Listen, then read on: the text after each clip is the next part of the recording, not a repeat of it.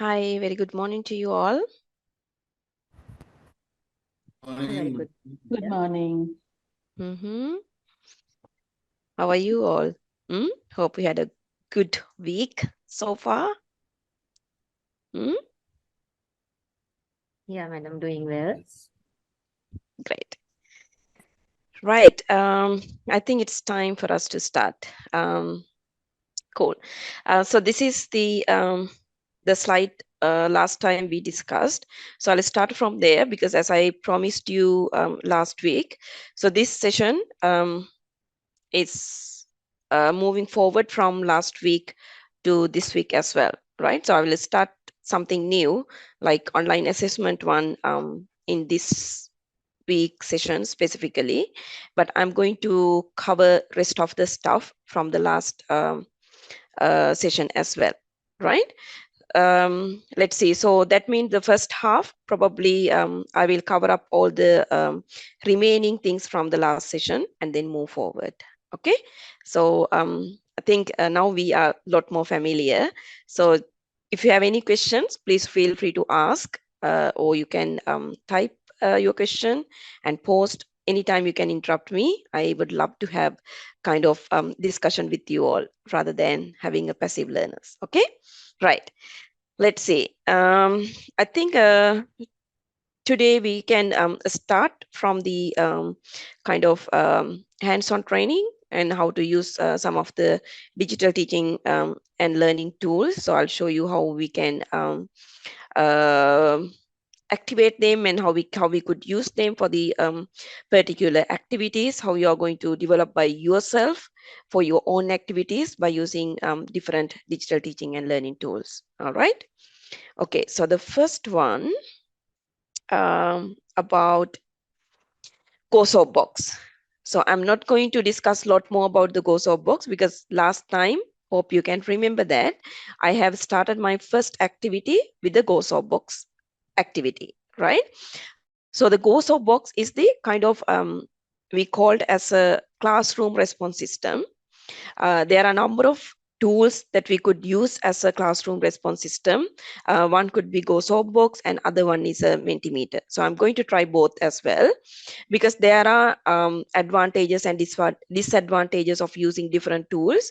But soon after you're familiar with the different tools, that belongs to you to decide which tools that you are going to use with the students, because sometimes if you use the same tool with the students, they get bored as well, right? It's good to practice different tools with different classroom and then change, not using same tools at all the times, right? So just give a break for them as well.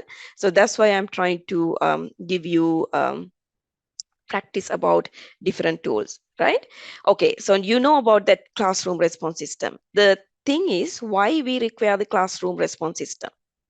Hmm? Anybody would like to respond to me? Why we should use sort of classroom response system in terms of online teaching and learning, or maybe if you are having a face-to-face session, still you could use classroom response system. There is no restrictions of saying that no, you don't need to use, no, you should not use the classroom response system in face-to-face classroom. No, there's no statements like that.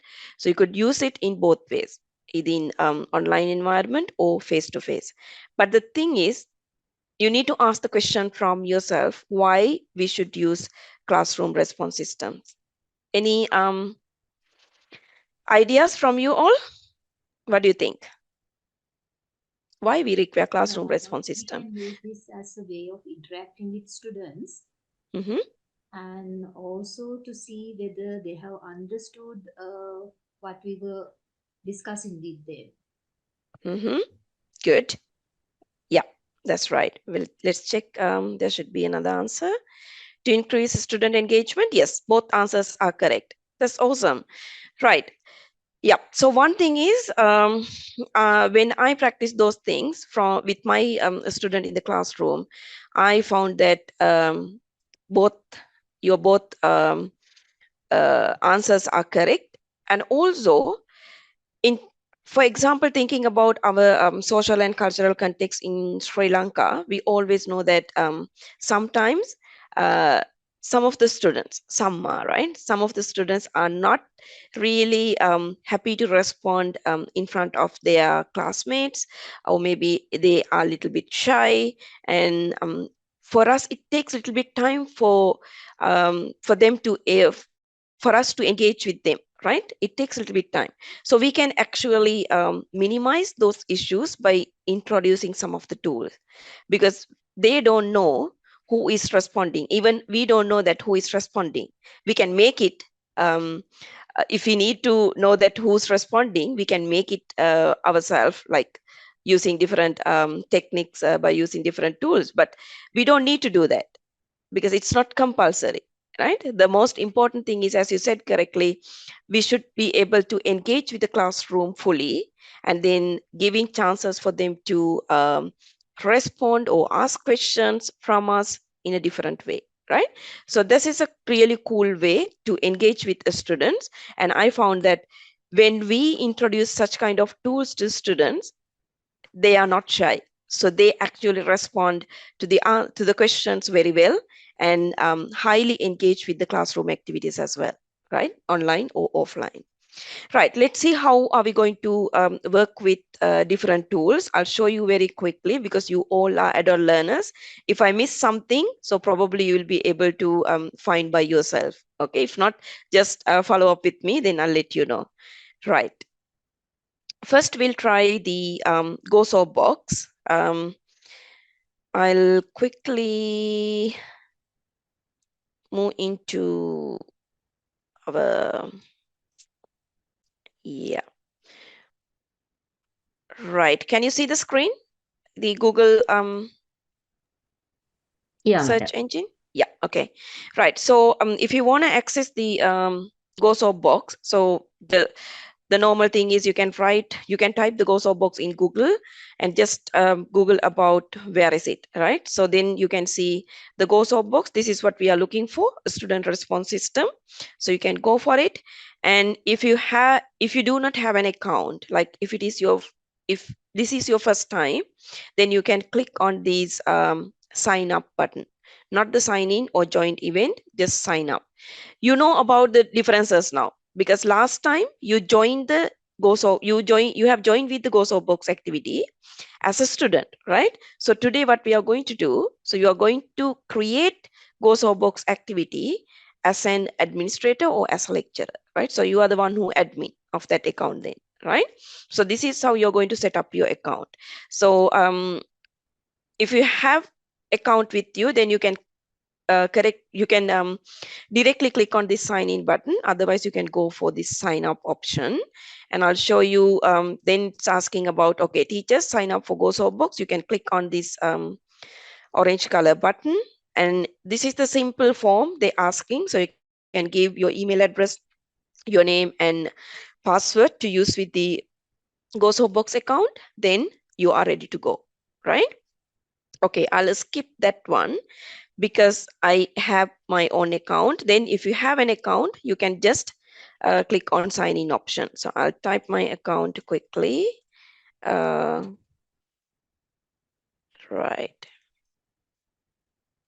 Okay, so likewise, then you can sign in.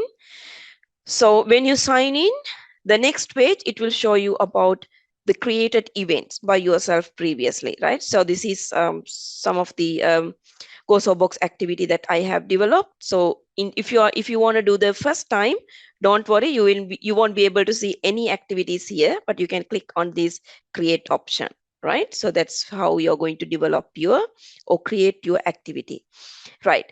And give your GoSo box event name. So most important thing is when you use the GoSo box activity or other tools when creating your activities for the students, it's good to have a meaningful title, because we can use it or maybe we can search them.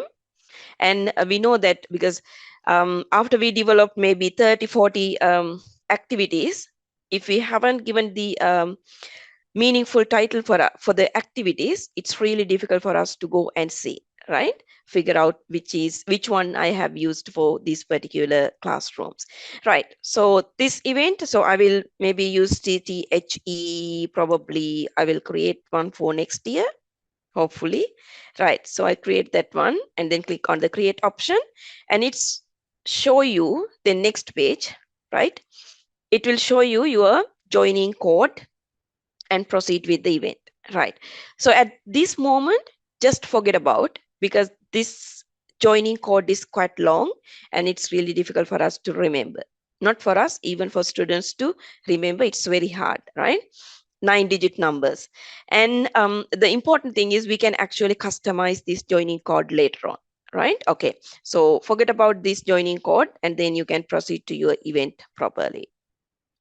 So this is the GoSoftBox activity page. Hope you can remember that last time you have joined with the polls, activities, and discussions, right? Okay, so if you want to create quizzes, you know that quizzes you already developed maybe with your learning management system model, and there are polls, discussions, and also there are other activities as well. I'll show you how you're going to add them to your account. Okay, so if you want to create the quizzes, so maybe if you want to develop the activity based on the based on the theory or the concept that you are teaching to your students. Or last time, can you remember I introduced about the flipped classroom method? So if you want to test that, whether your students already gone through reading materials or video or photos or whatever the material that you ask them to refer before they join with the classroom. So you can give simple activity, maybe a test with the simple quizzes and asking different questions. Or maybe you can ask, you can use poll in order to see like asking questions for what something, or get their opinion, things like that, right? Or maybe in order to turn your classroom to the discussion forum, so you can move forward with the discussions as well. So there are different activities, but based on your requirement, you can use it, right? That's what I asked you to use the what we call lesson plan last time as well, because we know that at what stage, at what time am I going to use different tools with different activities, right? Which tools that I'm using this time, and which activity, what for, this kind of thing, right? Okay, so quizzes, everything, if you want to develop things, you can see that the create options here with the plus mark, you can click on that directly and you can ask direct questions. For example, maybe I can ask title for poll, just like to vote. Okay, just assume that it's a current session. So I'm asking, okay, do you like this session, right? Okay, so then we can add extended description, not for this kind of simple question, but if you're asking kind of complex question, so you can give simple description for students to understand well, right? Or else you can add image and URL, things like that. For the choices, I'll give you, or maybe yes, based on my question, or maybe no, or maybe somebody cannot decide yet, right? Right. So then asking the resource display format, whether do I need to have a pie chart or the bar chart? Probably I'll go with the pie chart, and then it's asking audience visibility. Results are visible to students, or students cannot see results. So you are the admin, so you can decide, right? Most of time I'm using results, a student cannot see results, because the thing is, after they submitted, so I can show the results to the classroom at once rather than checking them individually, right? But there are other moments, if you think like you want to show their results and they can access their own results at the same time, just make sure that you can click on here, results are visible to students, right? Okay, and then I can click on create poll. So that's how we simply create the activity in it. And after you add the polls question, you can see that there is a what we call padlock, right? It's locked. So if it is locked, even though you share this activity with the students, they won't be able to see the questions, right? So before you uh, share the activity with your students, make sure that you unclick this one, right? Now it's unlocked. So it's visible to students, right? So similarly, you can click on these create options. You can create discussion forums. You can add discussion questions and quizzes and so on, right? I'm not taking longer time because you are adult learners. I hope you catch the things immediately, right? Other important thing is sometimes we can create the GoSoapbox activity by using the previous activities that we developed, right? So we can copy some of the questions from previous GoSoapbox activity. So that's like time saving, and sometimes it's much more convenient for us to develop the activities as soon as possible, right? So I'll show you how we could do so. So you can see that moderate this event option is here. So you can click on there and you can go to the status and copying section here, and you can click on copying and duplicating event, right? Okay, so I want to bring this CTHE 2023. So that's the activity that I have used with you last week. Okay, I can click on that. Then I'm trying to copy that activity to this newly created one, right? So now you can see I only ask about this question. Do you like this session, right? So other locked questions I haven't developed here, but I have already copied from the previous activity, right? Okay, so then now if I want to post this question to my students in this classroom, so what I can do, I can unlock them. And also you can think in a different way. If you do not want to show these other questions to your students, then you can keep it as locked items, right? Then your student won't be able to see it. So this is kind of example that I showed you, but think about your own activities. So if you get the time, develop some of the questions based on your classroom, or maybe the lessons that you are taking in near future or things like that. So develop some of the quizzes or questions, and time to time you can log into your GoSoapbox activity, and then you can moderate, right? So you can lock, you can unlock, and at the same time, so you fix the questions in a particular time, but you use this activity in a different time, right? That's up to you to decide how you're going to use it. Right, that's one thing. And then again, I'll go to the moderate this event, and I'll show you, because I promised you to show how you're going to change the event details, right? Okay, so you can change event details here under the general option. So you can click on there. You can custom access code here. Not getting that 9-digit numbers, you can give the custom access code. So I'll probably give you the maybe I'll give you CTHE SJP, something like that. If not, yeah, should be fine. CTHE SJP or maybe CTHE 2024. I hope it will work. And I can click on save. Right, so you can see custom code has been saved for this event. Go back to moderation panel, and now I can show that by clicking on view access code information. So you can copy this, or maybe you can take this screenshot and then add into your PowerPoint, or maybe at the same time, like in this online environment, you can show these details to your student and asking them to join this activity, to go to app.gosoapbox.com, and this is the event code for them to join with the activity, right? That's how it's happening.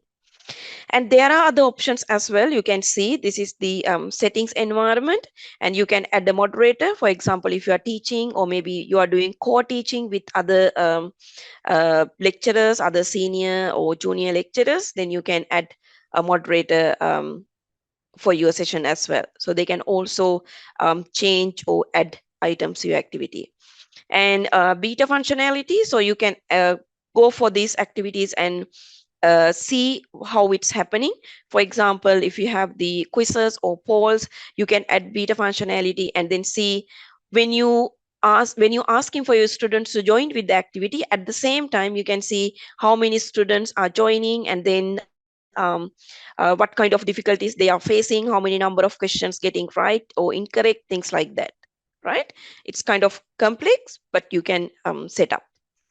And this is the copying and copying event. And also, if you think some of the activities you do not want to keep it in your account, so then click on there, and then you can click on this remove and remove from the GoSoftBox event. Right, and there are other export items as well from polls questions as an Excel list or social question and answers. You can export from the GoSoftBox activity, and you can save it somewhere, right? Okay, and I want to show you one more thing. Okay, right. I will click on this enable and disable features. You can see um, here the core features are there, and also other features also include. So at the moment, I haven't included instant polling into my GoSoftBox activity because it's off. When you click on there, so it's become on. So that means going to be added into my account as well. So if you do not want other features, so you can click on off, or like things like that, right? And also other features also you can make the same, right? It depends on you how you are going to engage with the polls GoSoftBox activity, right? So that's how you are going to create your simple GoSoftBox activity and sharing the information with your students as well, right? So now if you want to develop sort of interactive activity and then post via GoSoftBox, then I hope you could do so by yourself, right? Okay, any questions so far? What do you think? Would you able to develop your own questions? Because this is totally free. You don't need to pay anything, and you can develop any GoSoftBox activity under your account as well, right? Any questions? Or is it At the clear enough? Yeah, yeah, at the yeah, please. beginning, do you need to sort of sign up and give a password and Yes, yes, I have already showed you, because if it is your first time, just Google and then go for the GoSoftBox activity, GoSoftBox um, website. So it's asking about sign up. It's asking only for 2 or 3 questions and then sign up. That's very simple. Yeah. Thank you. All right. Yeah. Okay. Um, yes, this is a free tool. It's totally free tool. So you can use it anytime. And there's no restriction with the developing any activities on the GoSoftBox account as well. Right. So it is, if it is clear, along with this kind of practical session, the next question would be, okay, since you are representing different subject discipline, how do you think that you could use this GoSoftBox activity with your students? Would you like to share 1 or 2 examples? Because what I want to emphasize, this kind of, because GoSoftBox is one of the classroom response system. So you can use this classroom response system in different times in your lecture, right? Maybe at the beginning, maybe while you are conducting your session, and maybe at the end, also with a different perspective as well. So that's what I want to have a little bit chat with you. Okay, so there is a limit for the number of students who can use this at a time. Large groups possible. Yes. As far as I can remember, I didn't had any issues with using this one with the number of students. Hopefully 100 or 150 should be fine. Number of students. Yeah, the question asked by Chamika, right? Yeah. Yes, okay. Right. So how do you think that use of this tool with your students? Any examples come up to your mind based on your subject discipline? What do you think? So in my session, how I have used that one. So I use this Gozo box activity in order to get a kind of background information about yourself, right? Who you are, what you are doing, so your subject discipline. If it is your first class with your students, you can ask the same question from your students as well, based on the environment, and maybe we can carry out along with the flipped classroom methods as well, asking different questions, or maybe at the same time. Any subject disciplinary perspective of using this type of tools? Appreciated if you can share some of the ideas. We can learn from each other. What do you think?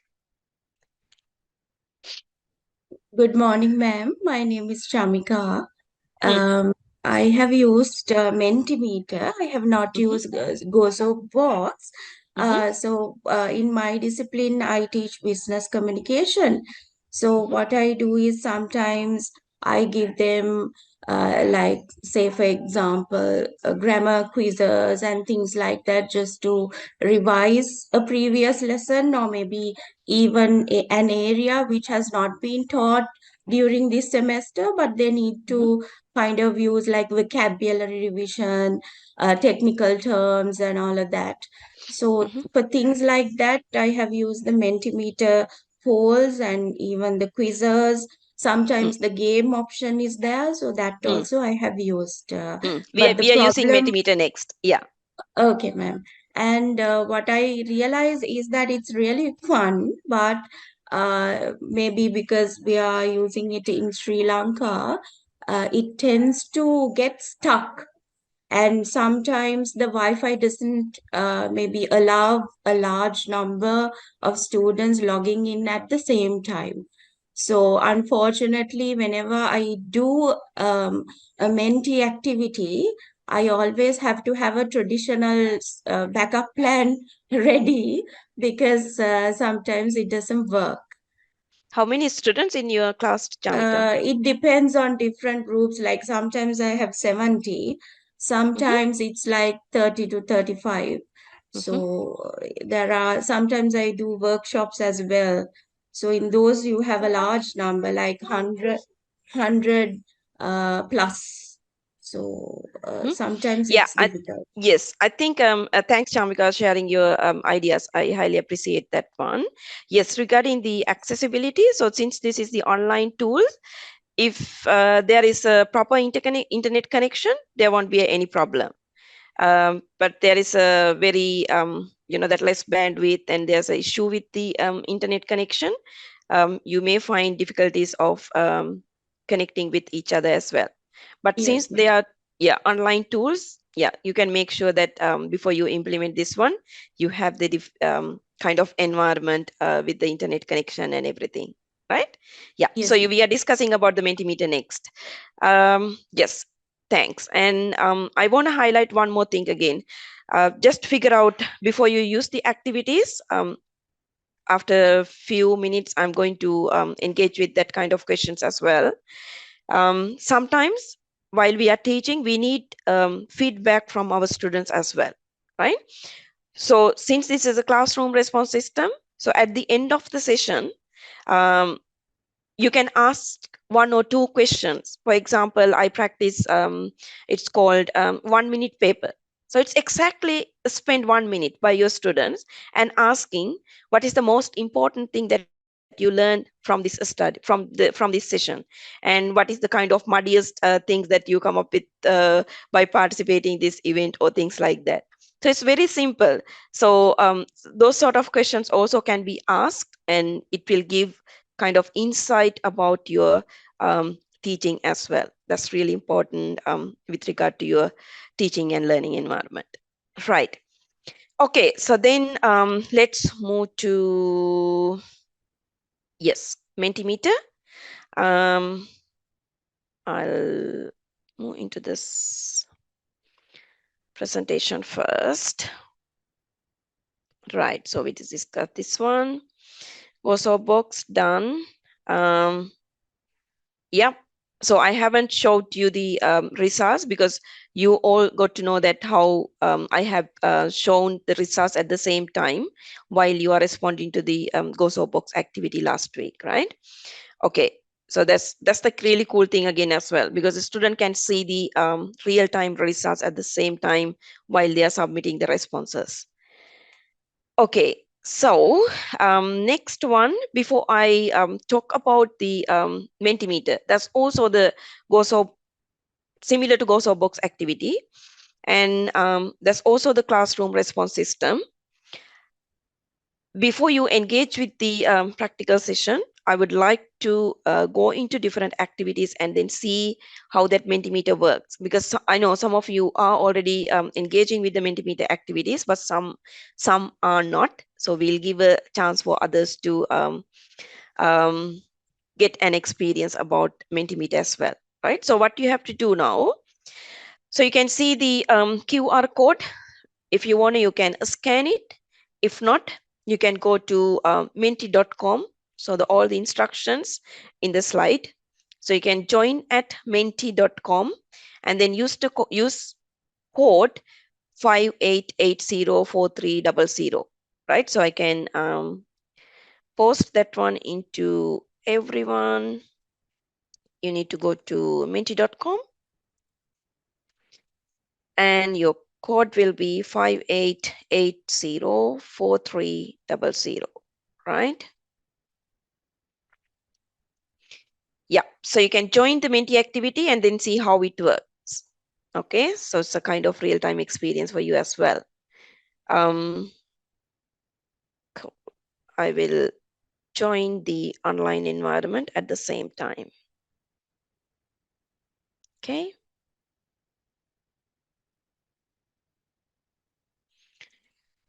Right. So that's the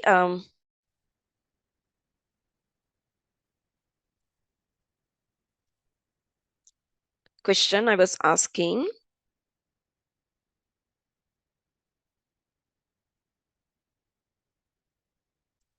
Yes. So what the question that I was posting for you, what difficulties have you encountered in choosing appropriate digital teaching and learning tools for your sessions? Because it's really important to think about from the pedagogical perspective. Somehow we can, we may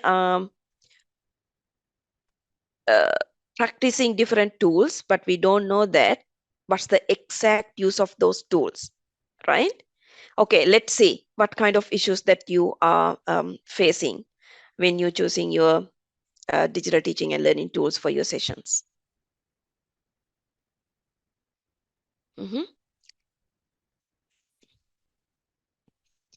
Yeah, so we'll take less than 1 minute. We already started the activity now.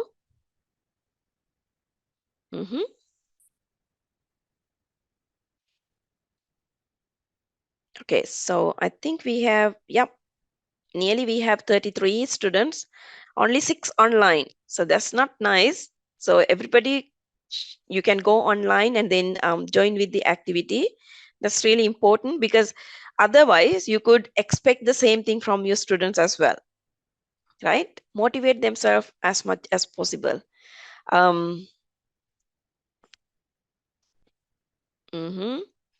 Yeah, so we can see that the 9 responses we have received so far, 10, good.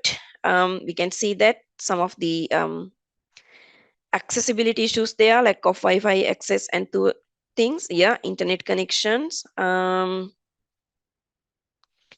that's a good thing. Some of the tools require payments for certain types of questions, good. Yeah. So that's why we really need to have a online freely available tool to use it. Network issues, all the network issues in one side, and yeah, so while you are responding, I'm just reading. Okay, you can also read from your end as well. Availability and accessibility issues there, lots of you are discussing that similar issue. Yes. Digital resources available. Yes. Yep, that's a good thing. So somebody posted that all those who attend the session will not have a smartphones or internet connections. That's a really cool issue, because I also figure out in my classroom. So there are a number of students. So still they do not have the smartphones. So if we find that that is the issue in your classroom, so we can ask to group, right? Not only providing their own details, but ask them to join, like maybe pair up with the other colleagues, right? Or maybe 3 of them as a small group. So we could give a chance for them to engage with other students and respond as a group, right? That's one way to minimize such kind of issues. Yeah, good. So you have given lots of examples, lots of issues as well. Yes, ensuring that the tools align with the educational objectives and teaching methods, integrating tools that facilitate active learning, collaboration, and critical thinking. Yes, that's a good thing. That's the actually base why I have asked this question, because I want to see that whether you have that thinking before you use different tools, because we can introduce number of tools. That is not the case, right? As a teacher, as a lecturer, we should know about, okay, who are my students and what kind of topic that I'm going to teach them, and what kind of scenario that over there, for example, whether it is a classroom or is it a workshop or is it a laboratory session, and what kind of learning objectives on that day that I'm trying to achieve it. So thinking about all these things, we should carefully select all the tools, digital teaching and learning tools. And I'll show you some of the guidelines for you to select particular tools for your purpose, right? Good. Thanks for your active participation there. And I will move to the presentation again. Good. Yep. Now at the same time, let's see how we could develop. Okay. Right. So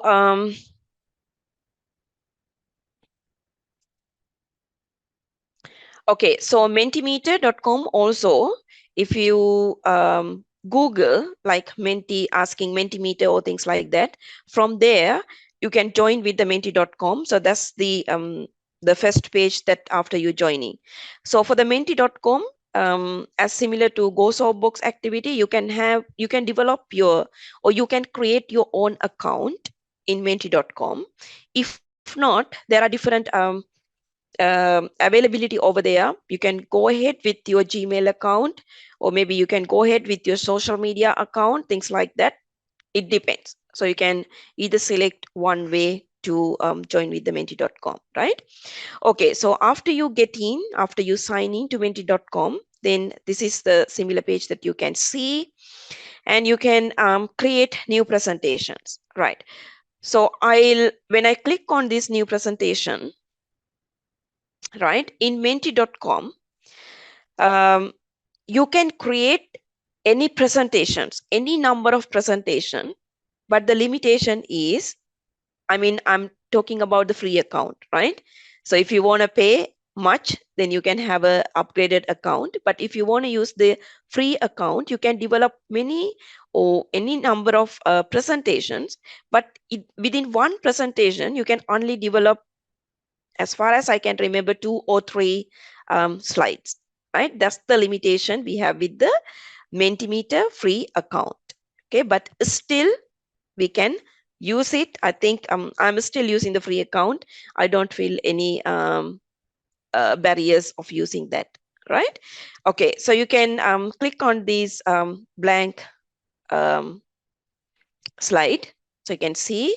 And when you develop your Menti activity as similar to GoSoftBox one, so you can name your activity or maybe the event here, right? So what this presentation about, so which activity or which session that you are using, right? If I want to use this one for I'll use the same title, CTHE 2024.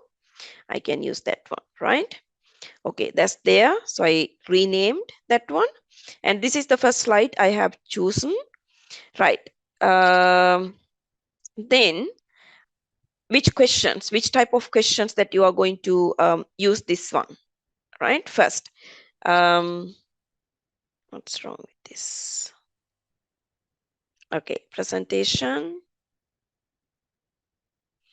I don't want to duplicate with this slide, right?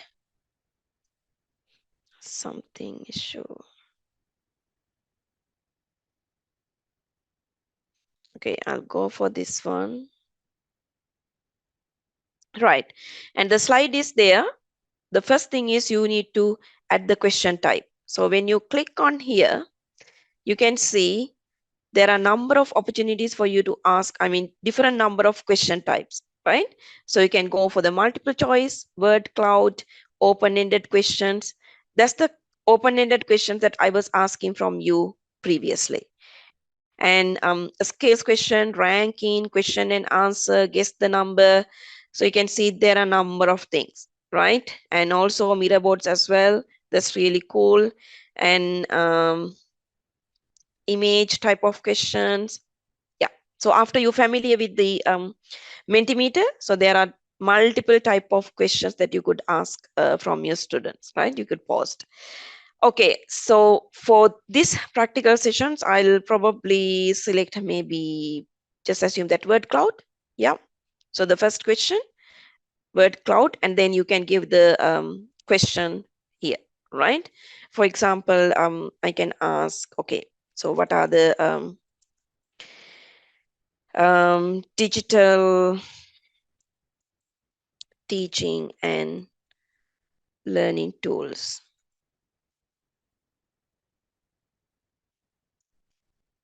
Okay, that you used with your teaching, right? Kind of questions. Okay, so then the question post, and also if you want to, you can add the image, and from your right hand side you can see the content. That's where we are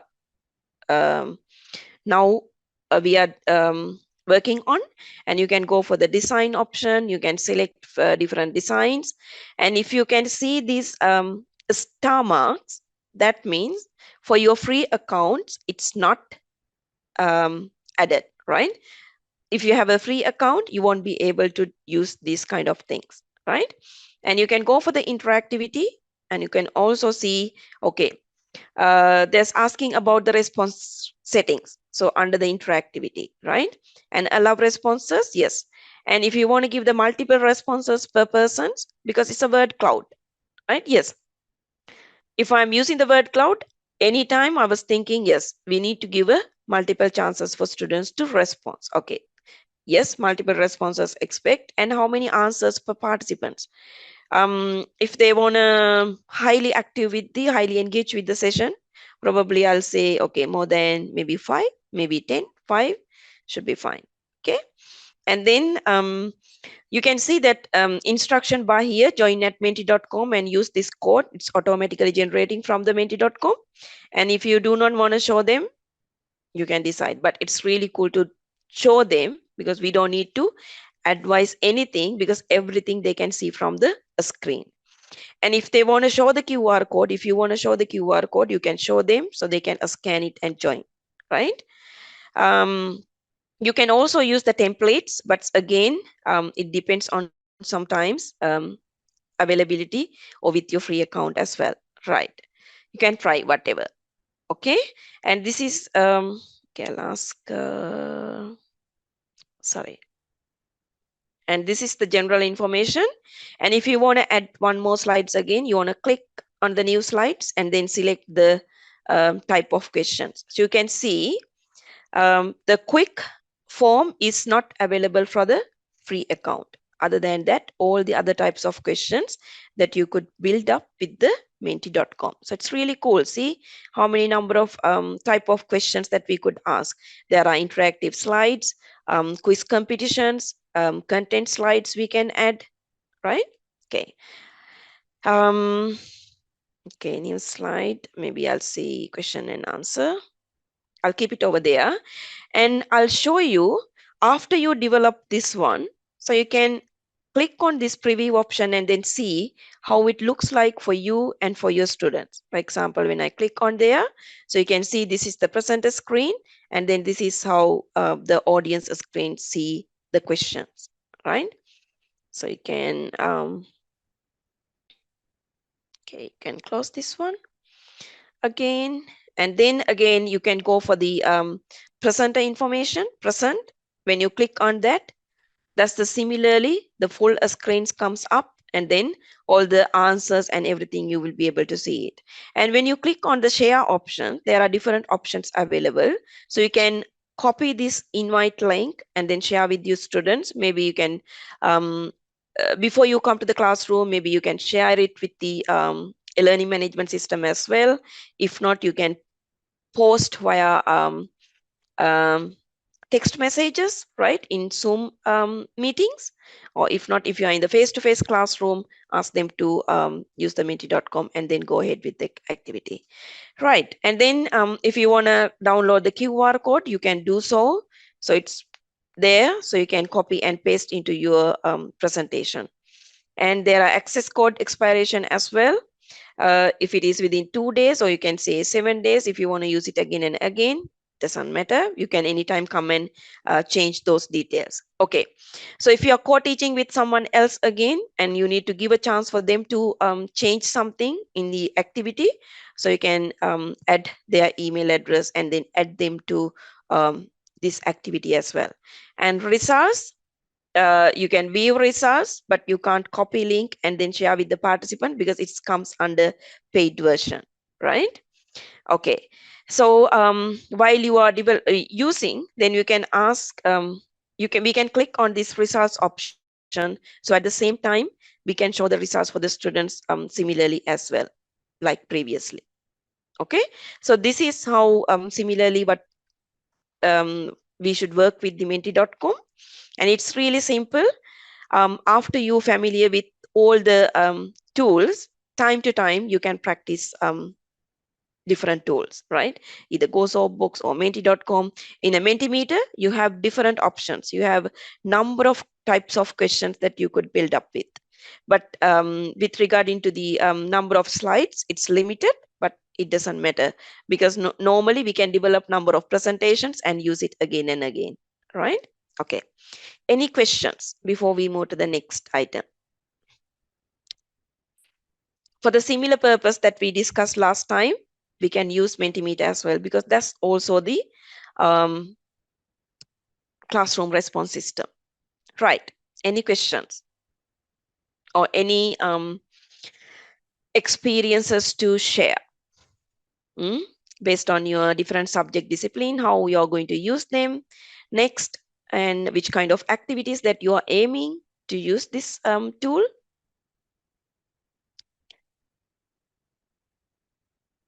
Directly from PowerPoint without sharing it.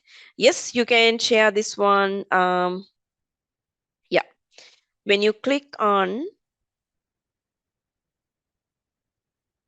okay, when you click on the share options, there will be the,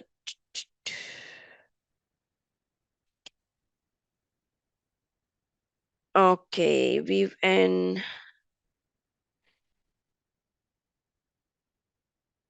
copy code. Now there should be somewhere we can embed it into the presentations and move, not moving into the different screens. That's what your question was, right? Am I correct? Can you present the Menti directly from PowerPoint without sharing separately? No, Yes. actually, Hello, Doctor, excuse me, ma'am. Yeah. I have one more question. When we are Mhm. doing, actually now we are happening the physical lectures for the student. So at that time they are not using the laptops and these tools. So are there any option for those kind of situation? Yeah. Only thing is, if you want to use this one, currently, like majority of the students having smartphones. I hope they are bringing that smartphones to the lecture theaters as well, if I'm correct. Am I correct or not? Yes, but I think this one it is very familiar with the laptop more than No. the smartphone. This is Oh, mobile based as well. So participants can join through laptops or the mobile. It doesn't matter. okay, okay. Yeah. Yeah. Yes, what else? I'll get, yeah. Who else speaking?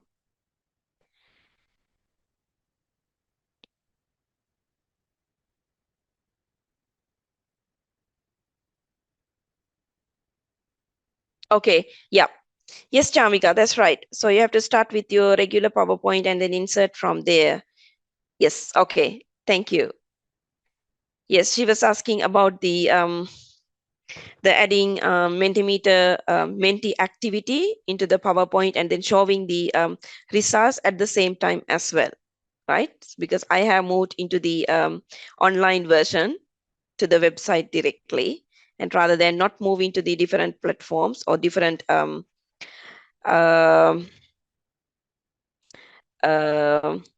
different venues, so you can use the same PowerPoint to show the results. That's correct. Right. Any other questions?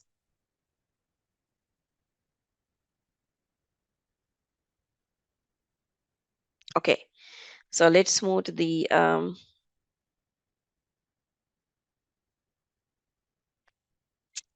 right. Okay. Cool. Yep. So this is what normally we use Mentimeter, right? So we can check the a student's previous knowledge, as we discussed with the GoSo box as well, right? And ideas already given, for example, used for the formative assessment to improve students' learning, right? So we can ask questions, maybe based on the previous reading, maybe at the in the middle of the session, we could ask, we could post Menti activities to see that whether our students are really engaging with the learning context or the things, or maybe the activities that we are doing in the classroom, right? And also open up for classroom discussions. Yes, sometimes we can bring them some of the open-ended questions, and or maybe the discussion forums. We can ask their views. Then we can break up a student group into different different numbers and then ask their view, or discuss some of the issues in different groups, and then uh, we could ask them to present into the whole groups, right? So like that, so we can build up different activities, but on most important thing is you need to figure out in advance how you are going to use it, right?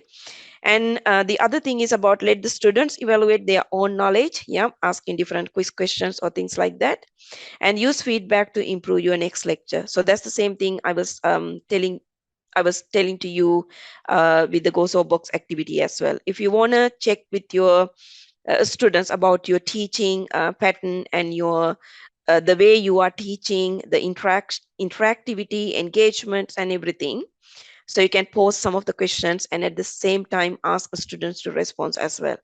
It should be very simple and not complex, and everybody will respond. Otherwise, when we collect like regular feedback through the response system, it takes longer time for us to see a student response regarding our teaching. Okay, right. And what else? So these are kind of examples. Good. Right. So this is the activity that I have come up with.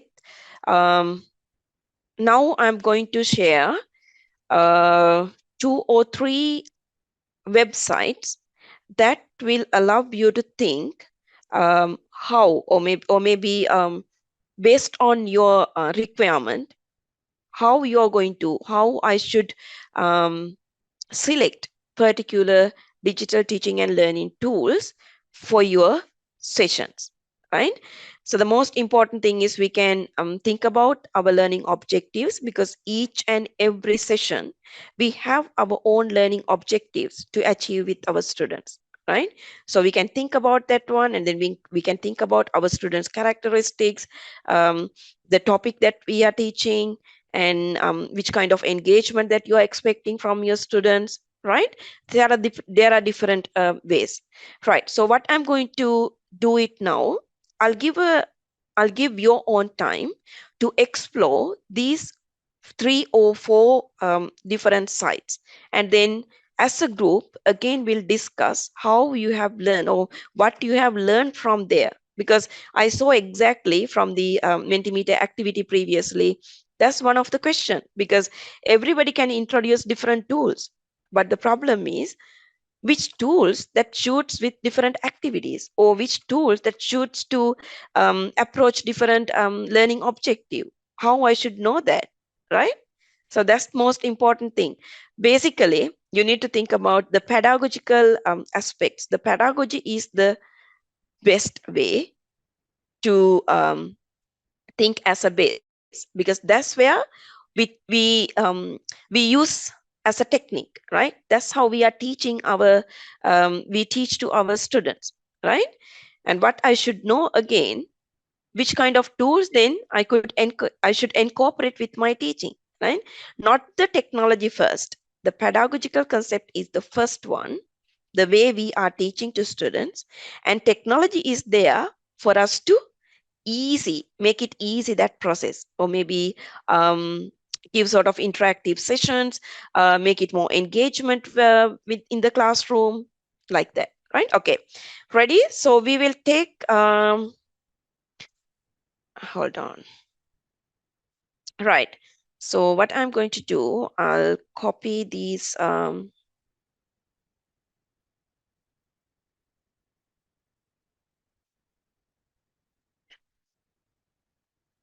okay, so I will copy these 4 sites, and I'll share in your chat box. Here we go. Okay, where's that?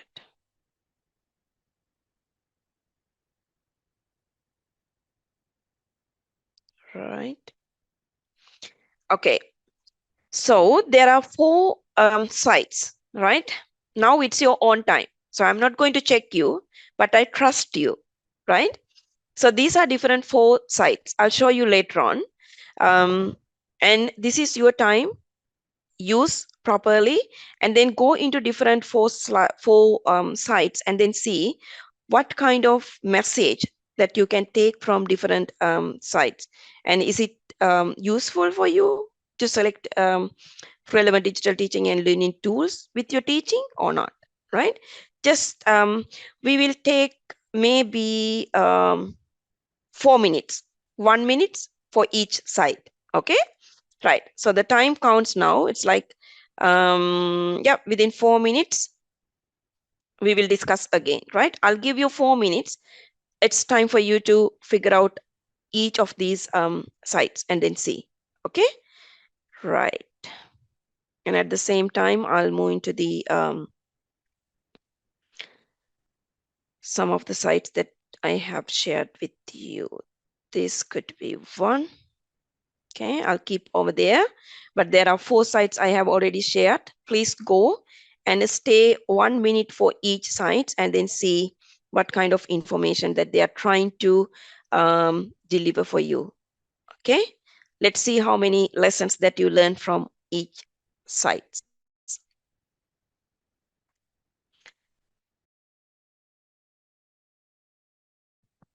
Ready? So it's exactly 4 minutes, isn't it? Right, so what you have learned so far from those sites. Is it helpful for you to figure out which technological tools that you should select based on your or how you're going to decide which tools could be appropriate for your own type of teaching or different activities? What do you think? What you have learned from those 4 sites? Nothing or anything specific?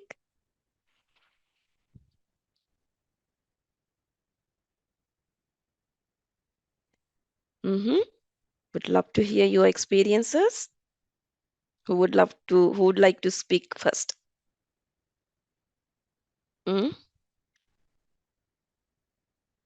Anyone?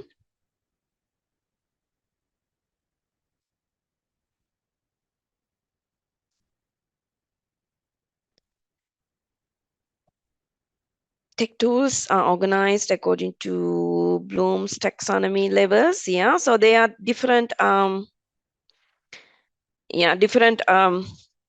ways for us to choose different tools. Yeah, there are a number of types. They have communicated with us through these different sites as well. Yeah, what else? Yes, yep, that's right. Yes, Jamika, that's correct. Okay, anything else? Who would like to speak?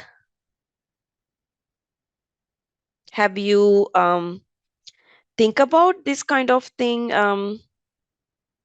earlier before you use different tools with your teaching? Any experiences on that?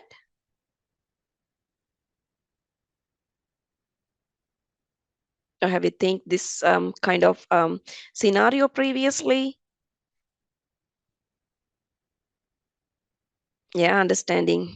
Yep, good. Okay, so when I'm sharing my slides with you all, so I will share these 4 links as well, and you could use these links anytime because there are a number of things that you could learn slowly. Okay, so the first one I was giving like model tool guide for teachers and educators, and I know that in the Sri Lankan context, we mostly used model learning management system because it's free for us. And there are a number of tools, and based on different institutions, there are a number of embedded tools also added into the learning management system as well, right? It depends on institutions to, or maybe organizations to organization, or universities to universities. However, you can see that they have given, okay, so the tools line up in one column, and other one is given like how easy of use, what kind of help that we could get with this different tools with the information transfer, access in learning, communication, and what support we could get with the co-create the content, and also finally discussed along with the Bloom's taxonomy as well, right? How those tools could help to approach different levels of Bloom's taxonomy, because that's again line up with our activities as well, right? So whatever the activity that we are aiming to do with our students also linked with Bloom's taxonomy. Am I going to give some of the activities to apply some of the concept that they have learned from my session to their own context or things like that? So it depends. And again, you can decide based on these kind of metrics before you use different tools with your students, right? It's really important. And the other side that I was asking to look at about the pedagogy wheel.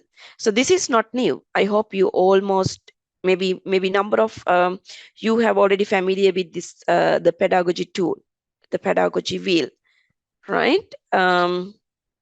Check my battery. Yeah, that's fine. And that's also again aligned with the Bloom's taxonomy as well, because it's starting from remembering and understanding, and also it's giving, for example, if I focused on one area for the green color things, so you can see that remembering and understanding is there, and also action verbs along with that level, and also what kind of activities that we could conduct in order to achieve this remembering and understanding level, right? And finally, that different tools have been displayed, right? If you want to use these tools, we could do so. So likewise, sort of guidance are required for us to choose the correct tool to implement it in order to achieve our learning outcomes.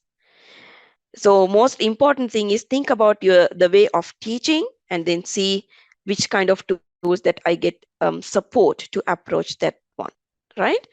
Okay, so that's, I think within 1 minute you won't be able to figure out every element, but in your free time, just go through these sites and then see which kind of lessons that you could take from there in order to improve your teaching and learning process. Maybe not total online environment, as you said previously. Now it's like more face-to-face teaching and learning environment established in the universities. However, it's not restricted for us to use such tools in the face-to-face classroom as well, right? So you can use in a different way. Right. So the other thing is, I'm also quite fan of this University of New South Wales website as well, because I'm representing one of the not 4 or 5 a community of practices in University of New South Wales. So then I'm part of the teaching and learning group as well. So this site will give you lots of information about how you have to use digital teaching and learning in terms of your particular approach or particular perspective or particular objectives, right? So you can see the selecting learning and technologies. The first one, the given table 1 about learning outcomes versus technology tools metrics, or the table 2 represents the tools related to activities and their contribution to learning outcomes. That's really important. Just go through this information later on and then try yourself to improve. Use such digital teaching and learning tools along with this kind of metrics. Okay, metrics. Another one also from University of New South Wales. So what can you do with the Moodle? So that's because since we are using Moodle learning management system in Sri Lanka, right? And this is the really important thing again. How does Moodle support active learning? Which kind of activities that you can go through? Because sometimes some of the universities not trying to add freely online digital learning and learning tools for assessment, but some are acceptable, right? It depends. So before you use it, maybe you can figure out with the faculty or university, but we have the freedom to use sort of tools and bring some of the marks to the final marking as well. Okay, right. So that's there. Any questions so far? Or what kind of questions do you have in your mind right now? Do you think that it's useful? So probably you may have different different issues in your mind previously, but I hope after I given such guidance or tools or the metrics, it will help you to figure out some of the issues. What do you think? Any other issues or any other things that you want to share with all the members? Feel free to do so. Madam, now these digital teaching and learning tools, of course, like yes, of course, we can use it during our activities and all. Then we can have kind of a proper engagement and to improve the students' knowledge and all. Now you mentioned, madam, final mark, some sort of marks we can add it. Kind of a 40% or 50% for the evaluation method. Can we include these type of digital tools? Whatever the activities that we are creating through that and all, because according to the Sri Lankan context, so far we are having the final evaluation, of course, maybe 2-3 assignments, presentations, assessment base, and then the written exam, those type of things. No, so top of that, are we in a position to include for the Sri Lankan, maybe for the state universities or maybe for the private universities?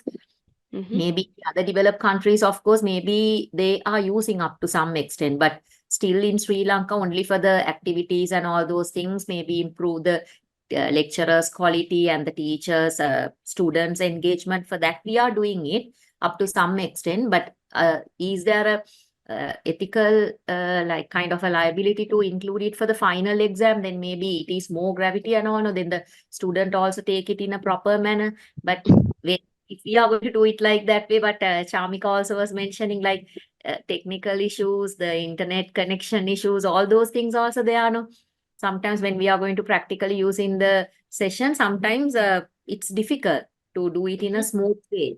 So what is your idea, madam? Like if you are going to include it for the final exam, these digital tools.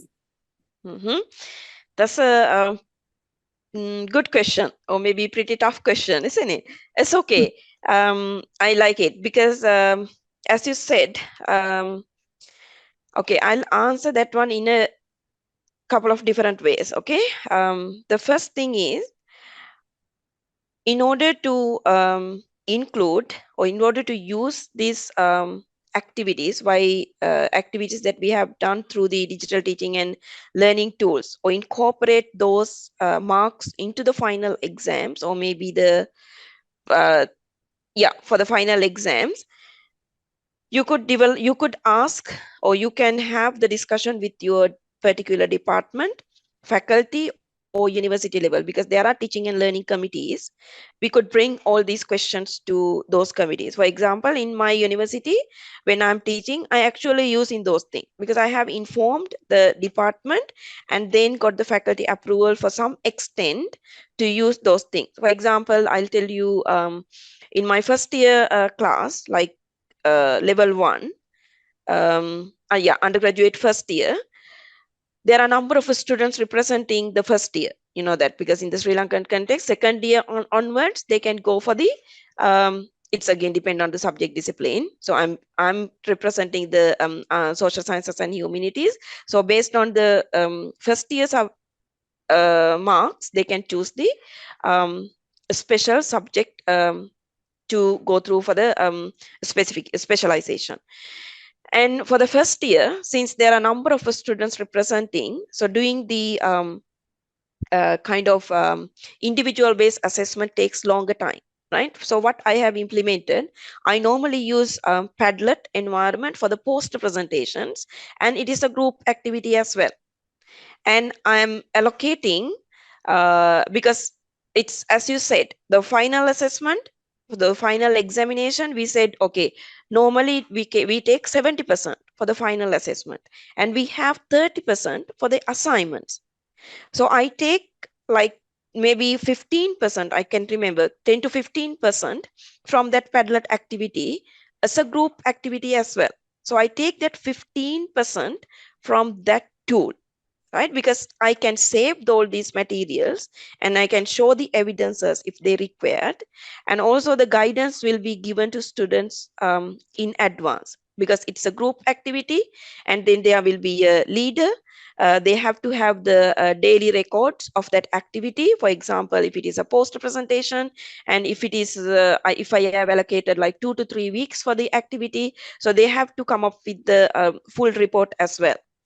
So they submit the proposal, so the poster to the Padlet, and full report, maybe 2 to 3 pages, will be submitted to me, like through the LMS assignment submission page. So then it shows how the team engaged with the activity and what kind of efforts they have done, and what kind of strategies they have used, things like that. So it's pretty, I found that it's a pretty cool way to do it with the students as well, and their engagement, it's really good.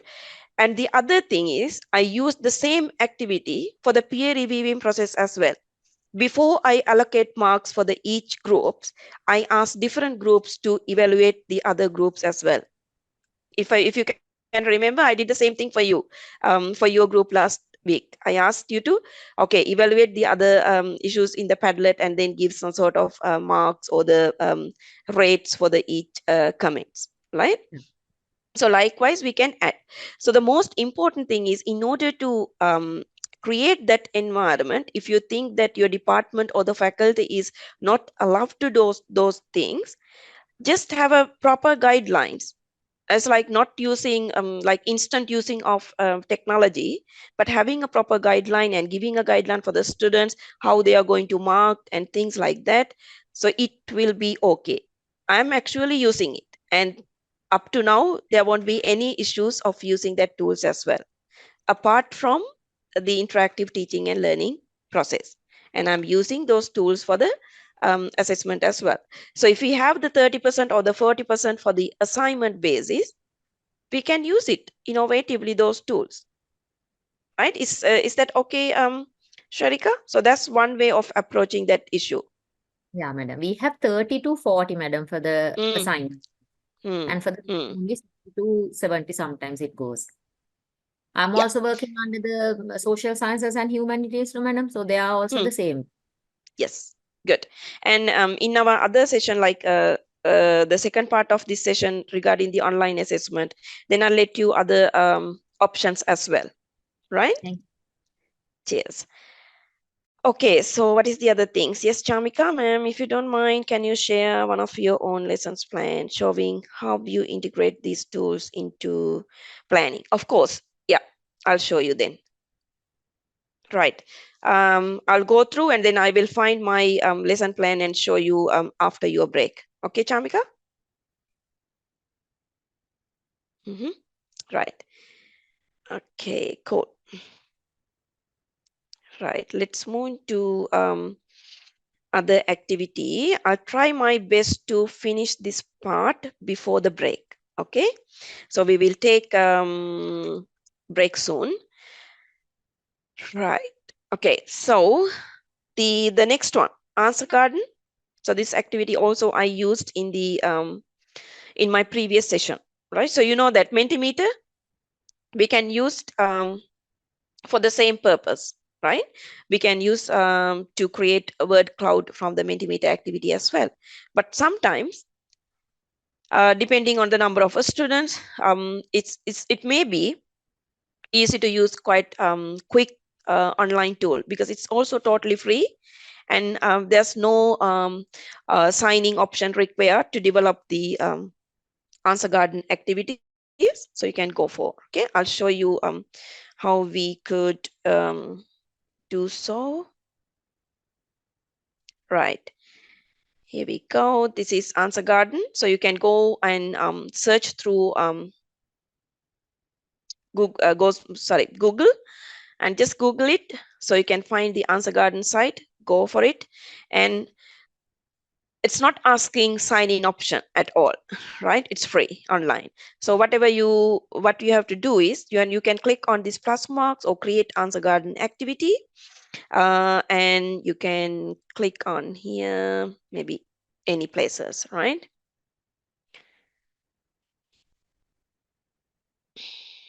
Let's see.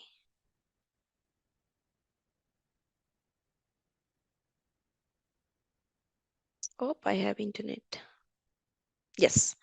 So it's asking about create a new answer garden, right? So I need to include the topic here. Maybe I will ask about what I have asked last time. Okay, what okay, what kind of what type of, okay, maybe name ICT tools you use with teaching and learning, right? Name ICT tools that you use with teaching and learning, blah, blah, blah. Yeah, it's asking about more options. Answer garden, we can use for the brainstorm session, classroom, moderator, or log, whatever you can try later on. I could use as a brainstorm session or classroom activity, right? And it's asking about answer length because we expect to develop the word cloud by using key terms, right? So it's 20 length of answer is fine. If you want to create an admin password for you to use it again and again, you can do so. If not, I'm not normally using it. I use the online version. And remainder email also you can give it. And then spam filter, if it is on, should be fine. And it's asking about the case, lowercase, uppercase, or the no change. I'll keep it as a lowercase. You can practice later on or change it and then see. Okay, then click on these create options. It's very quick. While you are doing the session, even when they are doing the activity, if you want to do it that word cloud, just do it quickly. It's very quick way. And then this is where, and then you can see, sorry, you can share this one, or you can export, or you can get the QR code and then share with the students to join with the activity, or you can share the URL with the students to join the Answer Garden activities as well, right? By click on this refresh button again and again, you can see how that word cloud is expanding along with your students' answer, right? Okay, so that's pretty easy way of doing things. As it generates the word clouds, so you have the experience of using word clouds, sorry, Answer Garden, because we practiced last time, right? Okay, so that's there. And the other one, we used the Padlet last time, hope you can remember it. From the Padlet, it's not about the just text base, it's about the collaborative, again, the learning environment. So each student can contribute to, that's why I told you earlier, I use that Padlet environment to for the poster presentations as well, because if we do it in the classroom, it takes longer time for them to display, and it takes some of the money for them to, that print the things and everything, but will reduce everything, time, money, and saving everything through the Padlet. And sometimes if they want to add the sounds, or if they want to add the video clip with their groups, so that's also acceptable. That's really cool activities, right? And I can say, because you can see that which kind of medias that we could include with the Padlet. Not only text, we can add audio, video, images, right? Film, voices, we can draw, we can add maps, everything. And during the COVID-19 situation, I can remember that our the photography and the dancing and music sections, so they actually use Padlets to evaluate. That's another way another answer to the Sherika's question previously. They used those things for evaluating students' performance, because they asked them to upload some of the video clips regarding some of the dancing items, and then the music, the playing instruments and everything. And based on that, during the COVID-19, they have allocated some of the marks for the assignments, right? Okay, Padlet, and this is how it looks like, because you know that at the moment you already used the Padlet before as well in our previous session. Okay, I'll quickly move into that environment as well. Okay, here we go. Right. Okay, let me check how many slides I have to go before the break.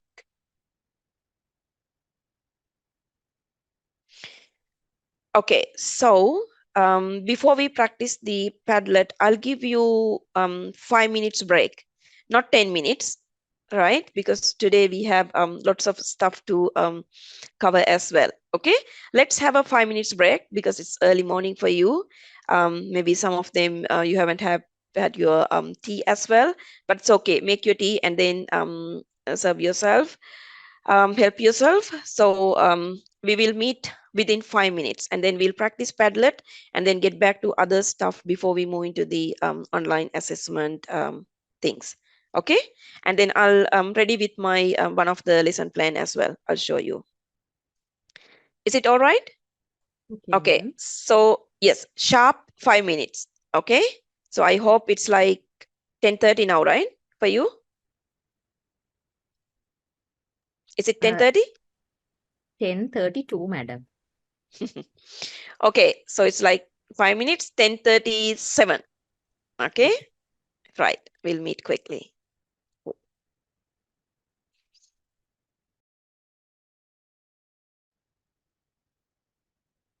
Right, I hope all you are here. It's sharp 10:37, I think so. Okay, right, so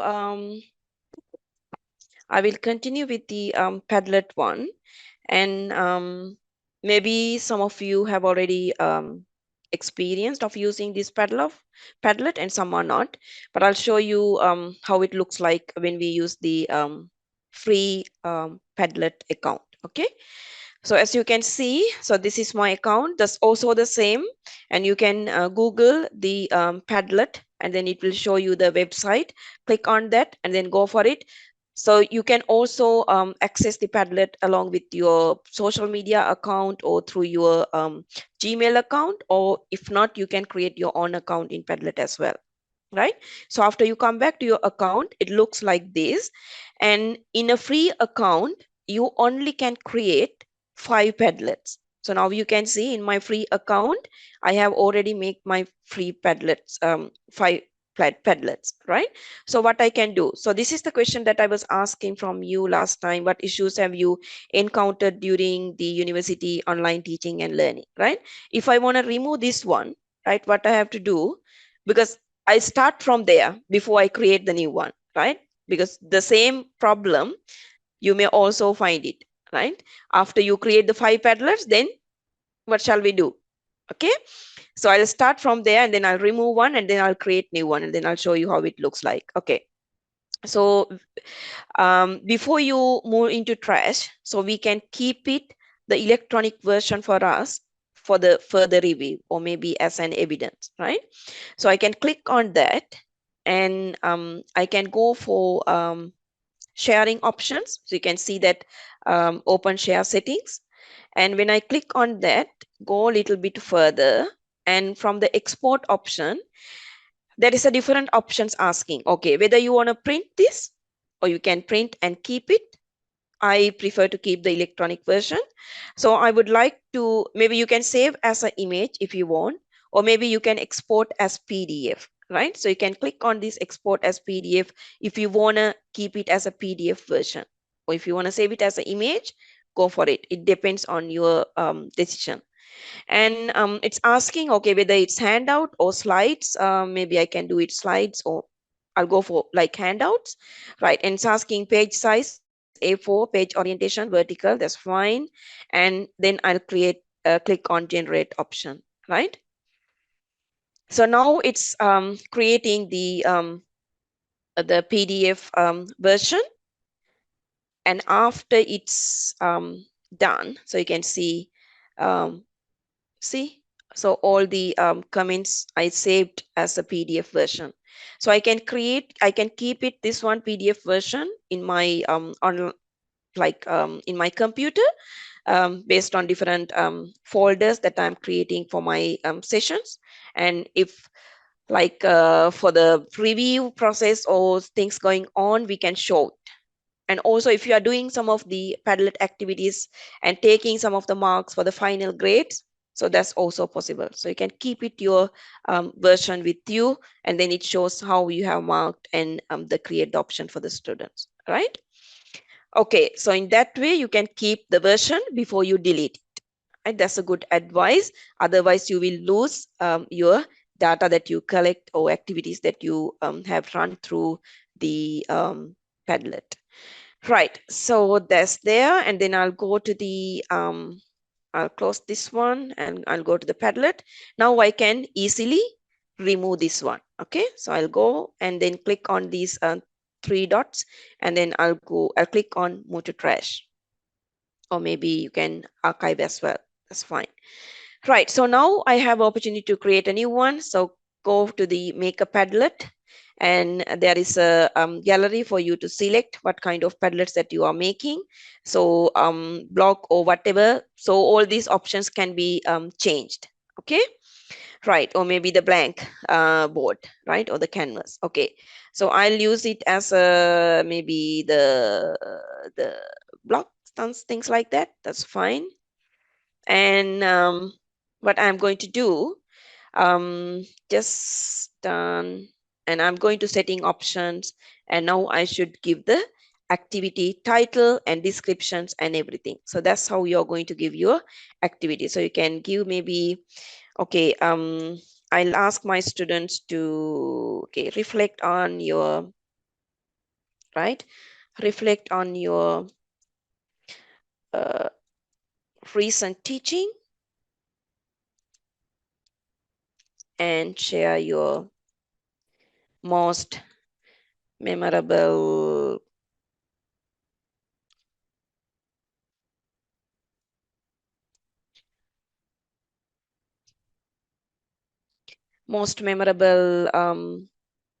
thing, right, with us. Okay, that's from the teaching point of view. And then you can give the description, share your experiences, whatever, right? This is just instant question I asking, okay? Share your experiences, blah, blah, blah. You can give the description based on your activity, right? And then you can select the icon from here that automatically comes kind of computer. That's, I'll keep it over there. If you want more icons, you can go for it, right? And it's asking wallpaper as well. If you want to have an interactive environment, interactive screen to share with your students, you can go for the wallpaper and you can select different options here, things like that, different paintings. And you can also go for the customize option, and then you can search something, or maybe you can type something and search. For example, if I click on this workshop, that's where I found other items as well, this kind of images, as you can see, right? So easily I'll go for maybe this kind of thing and save it. Okay, and it's asking the color scheme, light or dark, the font sizes, post size that you can change whatever you want, and the layout. I would like to have a wall, and then if you need to have a like a timeline, it depends, right? If you want to play with the map or things like that, you can go for it, like a grid, whatever. It's again based on your purpose. And then group post by section, that's also possible. So if it is a group work, so you can make it as a groups, right? If I select on that, so you can see the section 1. So you can, I can name this one as a like a group 1, right? And then I can add another section for the group 2, right? So the each group will contribute in a according to their own column, right? So I'll go to the settings option again. So the groups, right? If you want, you can make it like that. Oh, really? No, Okay. madam. It's not shared at all, or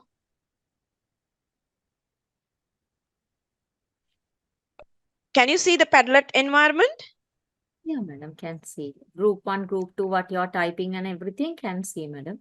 Okay, but you can't see the settings, isn't it? Also can see. We can see, ma'am. We can see, Okay, ma'am. We can but you see. won't be able to see then.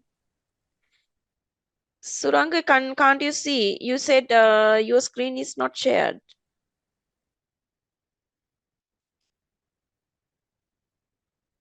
Okay.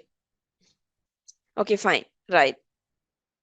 That's what I was wondering. Oh my goodness, I have talked lot and lot without sharing the screen. That's okay. Done. Right. Go for it again. Da da da da. Right. Groups by post section. Yep. Good. Yeah. So that's again depending on your requirement. If you wanna group assignments or group activity, you can make it as a group as well, right? And also the sort options, how you're going to sort it, this one, drag and drop, or according to the date of published. Normally it's drag and drop means we are not going to drag and drop, but it's automatically posting like according to the time that they have taken. The new post come first and then others going down and again, like something like that. Okay, so new post version, yeah, it comes first or last. You can give a option for that one. And for the students engagement, you can open up these comments like active. Otherwise, the student won't be able to comment on other colleagues' activity. And then reactions, you can make it as a voting or star or grade. For example, normally I use the grade option if I'm asking my students to peer review other students' activities. For example, I'll give you out of 10. Sorry, out of 10, right? Done. And moderation should be auto fine. Remakes, we can use it again and again. That's also fine. For the URL, like with the Gozo box activity, we can give the cool the URL that we could easily remember, right? For example, I can make it as okay, if I'm using this one for my subject LISC, I'm using like that. So that's my course code for one of my subjects, and then I'm using, okay, for this course, and then I'm going to copy this one so you can see the URL is there, and I can save it. So that's the URL that I'm sharing with my students, right? Not the long URL that we can't remember easily, right? So that's everything done. So all the settings up, and then we can share with the students, and then ask the students to add whatever the material they want, right? It depends on the activity type. For example, in the description area, you can say which kind of material to be shared by the students, right? Which one is allowed and which are not allowed. So that's again related to your guidance for your students, right? If you want to have a more structured guidance, you can go ahead. Okay, right. So that's how it's happening, right? Any questions from the Padlet? Do you think that I'm going a little bit like a slow here, or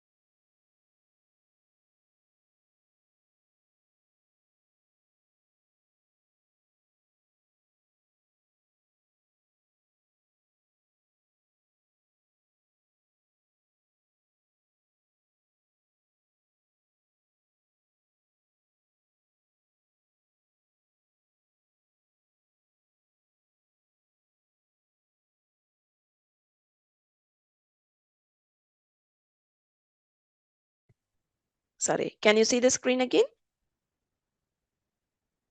Yeah, madam, can see. Yes. Cool. So sorry about that. That's one of the issues with my internet connection here. Right. So we can use Kahoot as a game-based learning environment, and these are some of the options that you can see from the screen. That's where we can use a Kahoot activity, for example, review or revise or reinforce some of the things with the students, and we can motivate them to engage with the activity, like a game-based learning, right? And then it's a teamwork as well. Sometimes we can play the game individually or as a team. And also join global classrooms as well, because in a Kahoot, when you have the Kahoot account, there are a number of Kahoot activities already developed in that environment. Sometimes we can reuse them with our classroom as well for the testing, and sometimes we can edit them as well, right? Okay, right. I'll quickly show you how it works. Right. Okay. Cool. So Kahoot also you can use yeah, again, Google it, Kahoot, if you have not used the Kahoot so far, and that's also can be linked with your Gmail account as well, right? If not, you can have your own account in your Kahoot. But the problem is Kahoot also fee and free based as well. So in the free account, so there are very less opportunity for us to have the create the activities in Kahoot, right? For example, at the moment, I think we only have quizzes and true and false questions can be used can be created under the Kahoot activity. Other than that, all the other activities comes up with the fee-based account, right? If you want to use it, we need to upgrade the account, right? But still we can use it for the games with the students, and they are really enjoying it. These are some of the examples that I have created in my for my classrooms. Okay, so before I move forward, how many of you have used Kahoot, and then would you like to play with a simple Kahoot activity and then move forward? What do you think? Hmm? Because it's a really nice cool tool, because students prefer to engage with this activity because it's a like kind of winning environment is also there, kind of motivational factors. Sometimes I use in my classroom, even in the face-to-face classroom as well. And then I give sort of, that rewards at the end, like who took the first, second, and third places. And then I offer some of the rewards for them as well. Maybe chocolate to share with the other groups, things like that. Okay, so right, so without delaying,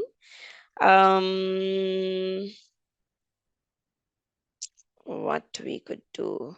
Okay, I'll share with you very quick activity, right? Okay, and then we'll play this one. And if you have the smartphone with you, it's pretty easy for you to join the activity, right? And then after that, I'll show you how you can create your own activity with your students, right? Okay, I'll go for I won't be able to do the team mode because I haven't break to the teams. Okay, I'll go for the classic modes, and then some of you can easily join with us, and then let's see how it could play, right? So this is about the social media, things like that. So very general questions, asking maybe 10 questions, but very quickly. And this is how we can introduce those activities for the students. So you can develop some of the questions based on your lessons and asking them to play, right? So what we have to do, so all the instructions on the screen. So you can join at www.kahoot.it, and after you go in there, so it's asking about your game pin, right? That's good. So I can see still students are joining with me, right? So the game pin you can give it to, and then asking your name, right? So you can give anonymous things. You don't need to give your real name, right? Because it's a game. And if we count this as the final grade one, or as a continuous assessment, we could advise the students to use the proper student number or name, things like that, right? Okay, so I'll give you few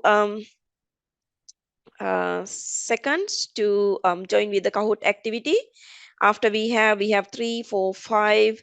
After we have maybe 6, 7, I will start the activity, okay? Because time is really important. And then let's see how it's playing. And then after that, we'll see how are we going to develop our own Kahoot activity as well, right? Okay. We have, we only have 3, 4, 5 still. I'm not so sure. Yeah, so others are coming through. Okay, 3, 6, 7. Ria, shall we start the game? Okay, so let's see how it can be played. Okay, so I'm going to start the session, and only within 20 seconds, you have to answer it. And also, what else? It's based on the social media. So just assume that I have already done the social media lessons with you, and then asking questions from that. All right. Okay. So start the game. Right. So the first question is all about your understanding about the social media, right? Starting now. Okay. So from your smartphone, you will see the 4 shapes, and looking at the screen, find out about the correct shape and then click on it, right? So the first question is about real-time public microblogging network. And then go for the quick answer. So you will be selected as a real one based on your quick answer and the correct answer as well.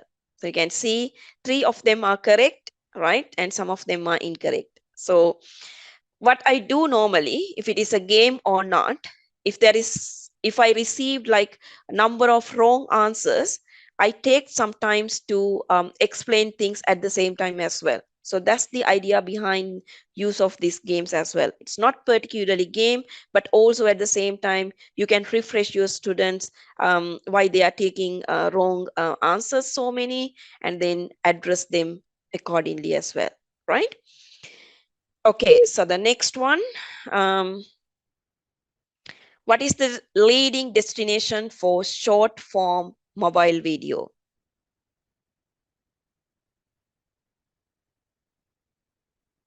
You have 4 options.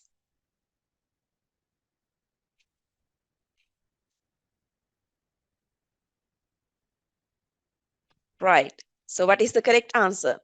So the correct answer is TikTok. But others have given like Facebook Messenger and all of this. But for the short form mobile video, the worldwide, so that's based on the worldwide statistics, and the TikTok is the leading tool. Right. And the next one, 3 top social network on the web, easy.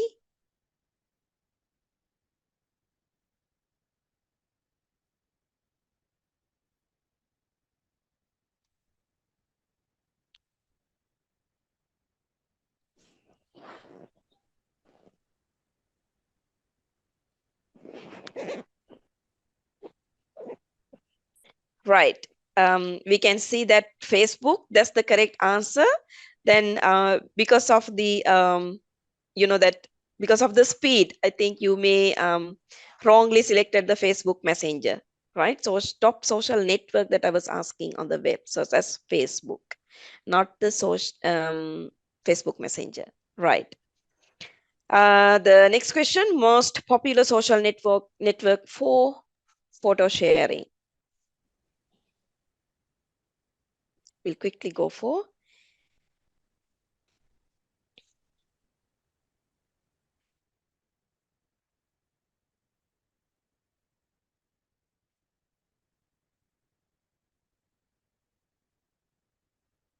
Right, so we can see that, yeah, Instagram is the correct answer. Right, and the 5th question, another 5 to go, most popular messaging app. You can see that within 20 seconds, you have to answer, and the speed and the correct answer will be accounted.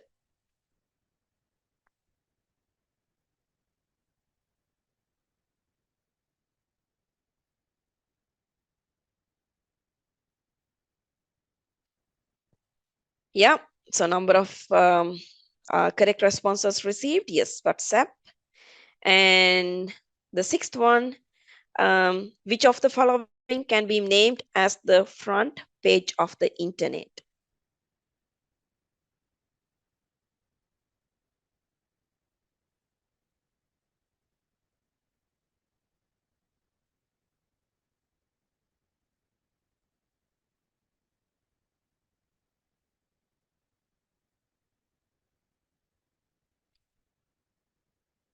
Yeah.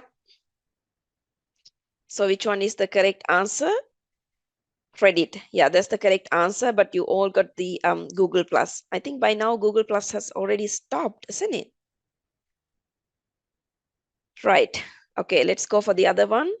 Which of the following social media used and famous among 13 years old with the young generation, among the 13 years old generation?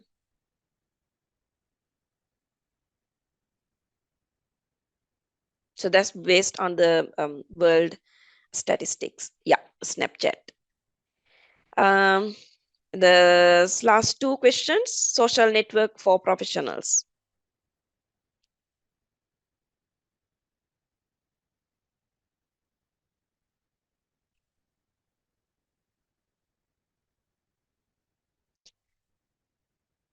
Good. We got the number of correct answers. LinkedIn. Yep. Last 2, where does everyone go to watch or share video content online?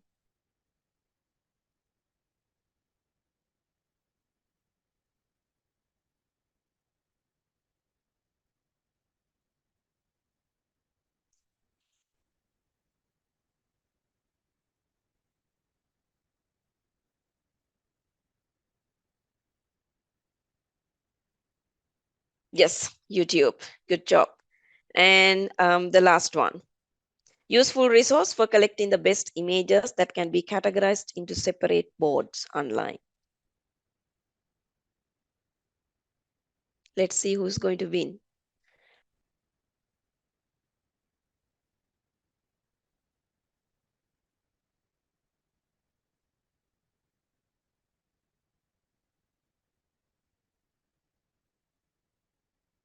Yes, Pinterest.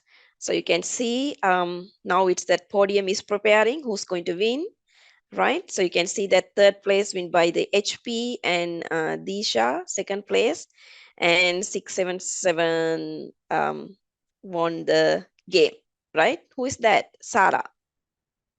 And runners up Peshan and the other one.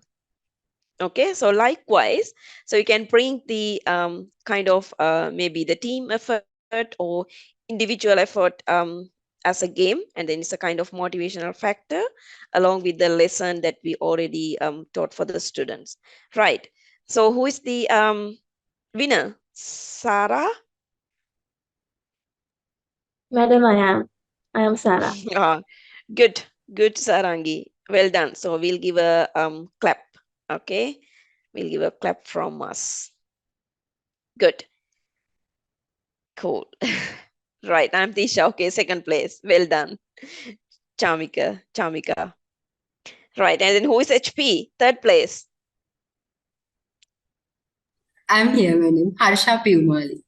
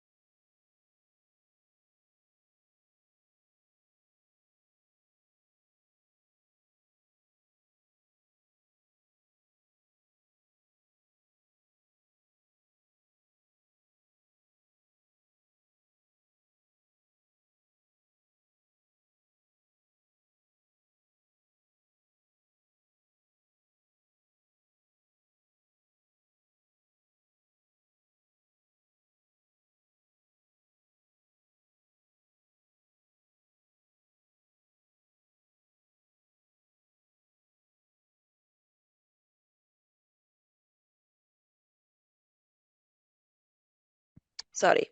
Can you see the screen? Yeah, madam. Yeah, I'm so sorry. I have no idea that why I am disconnecting again and again. Okay. Right. So when we go into Kahoot, it's asking about create activity, whether it's Kahoot activity or the course, right? So if it is a Kahoot activity, you can click on it and it's asking questions from, that Kahoots with AI tool, or do you want to create the blank canvas? So AI one, you can't develop by yourself because if you are using the free account, it's not allowed. And then if you want to go with the template, you can go for it as well. But I will click on this template option, and then this is where you can type your questions. You can insert images from there as well, and you can add answers accordingly for each different sections, right? And if you want to add more answers, there's also come up with the fee based account, not the free one. but still we can enjoy with the 4 answers as we did last activity, right? So that's how you're going to develop your questions. And if when you want to add the other questions, you can see that almost other type of questions are not free, but still we can go for the quiz and true false as well. But using those two, still I am doing sort of interactive activity with the students, right? So that's not the real barrier. And when you develop your each questions asking about the question type, that's fine. And also the time limitation. So we can give 10 second, 20 second, or 1 minute or more than. So it's again depends how complex our questions are to read and response. So accordingly, we can give them. And also adding points, standard points or double points, and also answer options. There's a single select up to now because of the free account. But if you want to go for the multiple select, so you can actually need to buy the version. But sometimes for the organizations, we can ask them to buy the institutional wide Kahoot accounts that we could play with the other academics as well. So it depends according to the organizational situation, right? So that's how we are doing it. And then we can save that activity. For example, yeah, I haven't created that one now because of the time. And then if I click on my folders, and if I go into probably different digital teaching and learning tools, for examples, then if you, after you create it, you can start similarly that we started last time. And then it's asking about, do you want to play like a classic or the team one? You can select based on the environment. If I'm doing it in the classroom, I normally select the team mode, right? And then go for the final version, right? So that's how we are going to use the Kahoot, but you can see that lots of limitations are there along with the free account. But if you want to use it, you can go for it as well. Right. I'll move into the next option very quickly. Right. Here we go. Right. The other one is about the Edpuzzle, but I'm not covering the Edpuzzle today. And if you are using the Moodle account, probably you have the H5P version in your learning management system. That's also quite familiar with the Edpuzzle. So you can make it interactive video, and you can add quizzes or the true false questions or the other type of 2 or 3 question types to interact with the students. And while they are playing the video, they have to answer the questions. So that's how it looks like. Because of the time, today I'm not going to focus on this one, right? But after I inform you, so you can actually see how it's going to be worked by using maybe other online guidance, right? Okay, so that's the lesson plan. That's the questions Chamika also asked about it. So I will share my example lesson plan to you to show it to you. Right, hope you can see the PDF version, right? So this is one of the sample lesson plan that I used for my classroom, right? So you can say what is the course. It's like a diploma. It could be because the outsiders, and the class description. So I record myself because I need to know about the difference between each groups as well. So their knowledge and skills and ability. Sometimes I post those questions in advance before we start the first session, for example, Google form or things like that, to collect their background information, right? And their attitudes towards content and delivery system, and their attitude towards training organization, why they have joined with us and things like that, the motivational factor for them to do the course, and general learning preferences. So that's sort of course class descriptions normally having with me for the each classes, and the subject or topic that I'm teaching for the particular week. So this is one example, and that's just assume that I'm going to teach about the information information literacy, and there are 4 learning outcomes are there. Define information literacy. So at the end of that session, students should be able to define information literacy, explain the components, and explain some of the models related to the information literacy, and develop their information literacy plan to achieve their specific learning goals, right? So then level, kind of intermediate level, it's not the basic level that diploma is offering. And then venue is online. We offered online during the COVID-19 situation, but other than that, it's a face-to-face classroom, but not the seminar room, but it's going to be the computer laboratory, right? So I'm using resources like that. So in order to conduct that session, I need the resources. CAL means our computer assisted learning environment. Now we call it as a eCal. So it's different from organization to organization as well, how we named the Moodle learning management system. And I use discussion boards, presentation.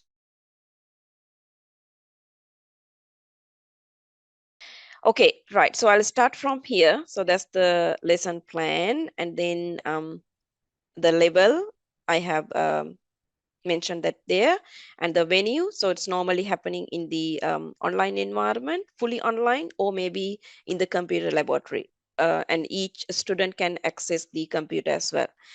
Right, and then resources, I figure out before the class. So I need CAL means the learning management system. So different universities name differently. In our university, we call now eCal. Previously, we used CAL. Okay, and then I require discussion board from the learning management system as well, and then presentations, PowerPoint or Prezi, and Padlet online tools, Mentimeter, ebooks. I'm using audio and Photomix videos, Photomix, and also videos and like YouTube. So this is how I'm running that particular sessions. Each learning outcomes, I figure out how I'm going to achieve those learning outcomes through before or after or during the classroom. And as you can see, it's divided into 3 categories: before, during, and after class, according to the flipped classroom method.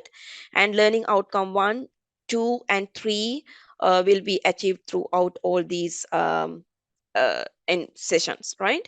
And you can see that in the before the classroom, I assign some of the short readings, and I mentioned like maybe 1 or 2 paras, or maybe 1 page, and narrated PowerPoints as well, and also 7 to 10 minutes. So narrated PowerPoint, normally sometimes I record it in advance and then put it in the learning management system for them to go and listen in advance before they come to the class. And 7 to 10 minutes audio video discussion board as well. So how I'm going to assess them, and after reading and watching all these lecture materials, they have to post on Padlet saying their reflection. They have to add their reflection on how that information literacy contributes to their lifelong learning, right? And I'll take 4 points from that activity to final grade as well. So along with that, I make the rubrics, and then I'll show you in my next session rubrics and things, how I'm going to mark them, and all the details will be shared with the students as well. And I'm using Mentimeter in the classroom, and I'll check their previous knowledge through that Mentimeter activities, whether they have gone through all the materials in advance or not. And I'll take some of the real-time examples or cases within to the classroom, and then have the brainstorm sessions, and then have the group activities along with the titles. And also, as a in order to understand their understanding about the concept that we discussed within the classroom or before the classroom, I also asked them to revisit the Padlet activity and then come up with some of the different questions, and ask in different groups to reflect on something like that, because that's also the carry-on activity from the before the classroom as well. And finally, there's the after classroom. I normally post quiz questions, like at least a 10-minute quiz, and also get some of the some percentage to the final grade as well. right? So that's how it's happening. And then I can observe them, I can understand very well whether my students already achieved all these learning outcomes or not. And they have the discussion board already operating each week, so they can post different questions. And that's also the kind of community of practices that I'm using with the students, because sometimes before I add my answer, I can see that some of the students already given their answers to those students as well. So that's the expectations of the discussion board, because everybody can actively engage with their online environment as well. So that's developed in order to share their experiences, like and quiz Q&A sessions, things like that, right? So that's how this is kind of one of the examples, right? Okay, any questions based on that? Anything? Mhm. Is it clear, Chamika and others, that you asked as well? And I was also thinking to share the same thing as well. That's why I added the lesson plan in this stage. That's good. You asked the same questions before then. Any questions or any clarifications? So there are a number of lesson plan that you could use it. I'll try my best to share all the most of examples with you, because at the end of these 2 week sessions, I normally send lots of materials to Yapasa. Probably he will communicate with you all and share the materials with you as well, right? And from the Staff Development Center. Okay, now any questions? Ma'am, thank you very much for this, because this is really clear, and because we are also in humanities, this will really help us.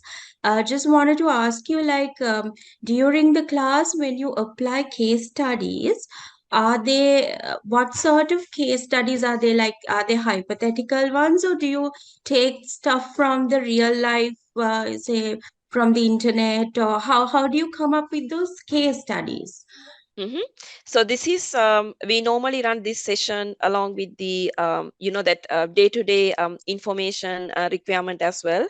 So there are lots of examples to take from me to engage with the students. I take normally like really positive and negative cases from the society, or maybe sometimes it's like that for example, one time we took the a kind of flooding season, or maybe the other environmental factor that impact for the general lifestyle in our country, or things like that, or maybe that O level or A level exam situations. So for everything, or maybe that something related to the disease, or maybe the COVID, or what something else. So it's always like real life examples that I'm taking to the classroom, and then getting their input from the students, how they feel. Like, for example, if you are in this kind of scenario,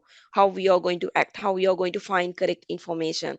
That information literacy subject is around that, right? So I'm taking that kind of sort of example, and it's like engage it's a really good way to engage with the students, because it's not something like coming from that the other planet, right? So that's the same thing that they are living in, the same situation that they are facing as well.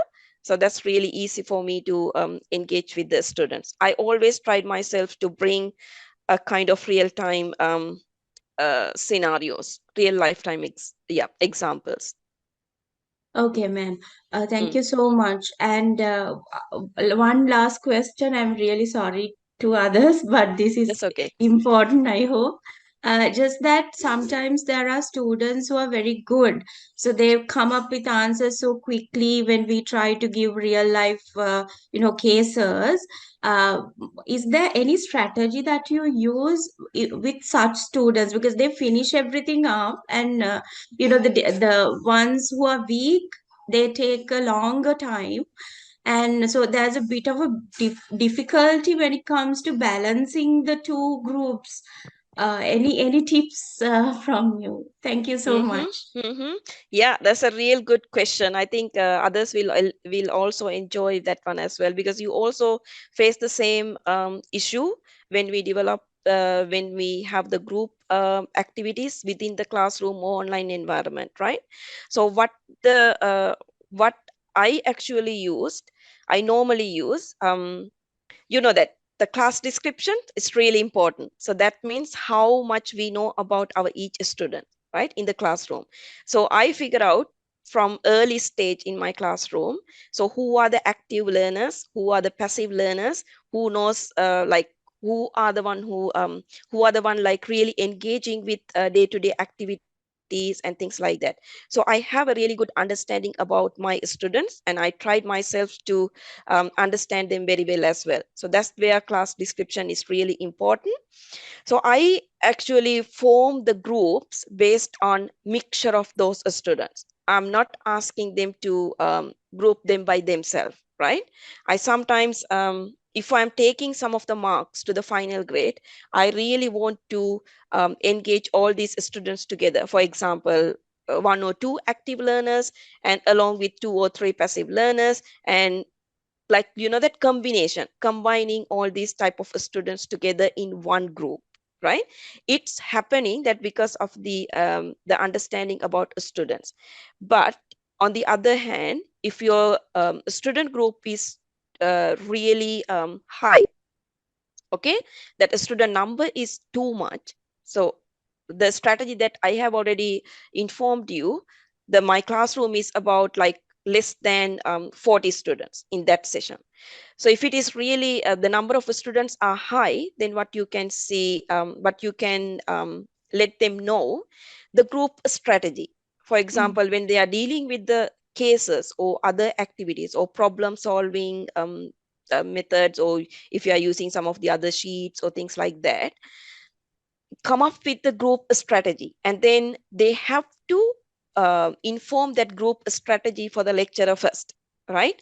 So what you have done, how you have there are key questions that I'm asking. For example, how you have get to know each other, and then how you have contributed each others to this activity, right? So explain that first before you present your final outcome to the other groups, things like that. So these are kind of other strategies that I'm using normally. It works because they know that, I mean, after 1 or 2 days normally, or after 1 or 2 weeks, or after 1 or 2 activities, they get to know about myself as well, right? So they know that what I'm expecting from my students. I know that everyone to be active, things like that. Yeah. Thanks so much, ma'am. You're welcome. Right. Okay. So we will move to the next part. I know that I'm just having less timing for the next session. Let's see how we could cover. Okay. This one I'm not going to talk about in detail. So it's all in the presentation. Only thing is I want to inform you there are some tools developed by the Education University of Hong Kong, and the professor called Chirping. She's world famous one for the blended learning, and we are actually working together for some of the projects as well. And so this tool is developed by his team, and it's available for any universities, any individual or academics to use it, right? So it says university self-assessment tool. Since you are representing each organizations, when you have time, just go for it and then see how you or your organizations ready to implement this blended learning or online environment. So that's a kind of self-assessment tool. If you want, I can share this link. Later on, you can go for it and see it. Maybe on behalf of your institution, that's totally fine if you can do it and then see what are the barriers in your organization or in your department facing in order to implement those activities, or in order to implement those methods to your students. In that way, you can come up with some of the answers, right? So as an organization. So this is the kind of framework that he used for this self-assessment tool, right? Okay, so that's how that self-assessment is happening. This example, right? So I'm just finishing the online teaching part. I took longer time than I expected. I'll see the rest of the things, how it goes, okay? Right, so I'll now move to my next one.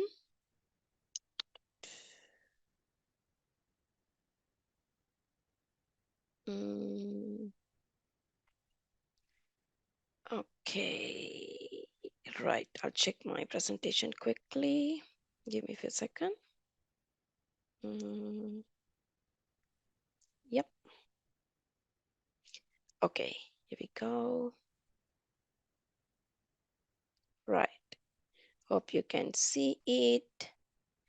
Cool, so this is about online assessment. I'll, based on the timing, I normally take 1 hour to complete this one, but due to the technological issues and other discussions and everything, we took longer time to complete our first part. But since I'm sharing all the materials with you, I'll focus on most important part for this one, right? Okay, so I'm not normally discussing about the open book take-home examination. As you said correctly, we are not right now focusing on fully online-based assessments as well, right?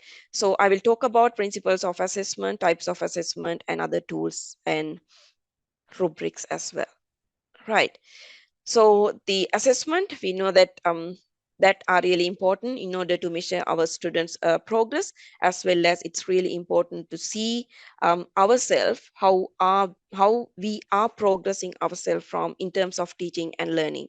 How are we going to develop our online assessment or prepare our activities for the students, right? And hope you are familiar with this constructive alignment. When you think about the assessment, you need to focus on this. That because the all assessment tasks that you are developing need to be aligned with your learning objectives as well, right? Other than that, if you are giving that assessment, it's not really like we won't be able to get the real 100% contribution from our students to engage with that one, right? So if you are developing assessment, think about how it's going to be directly demonstrate your learning outcomes and the learning activities that you have gone through with your students as well.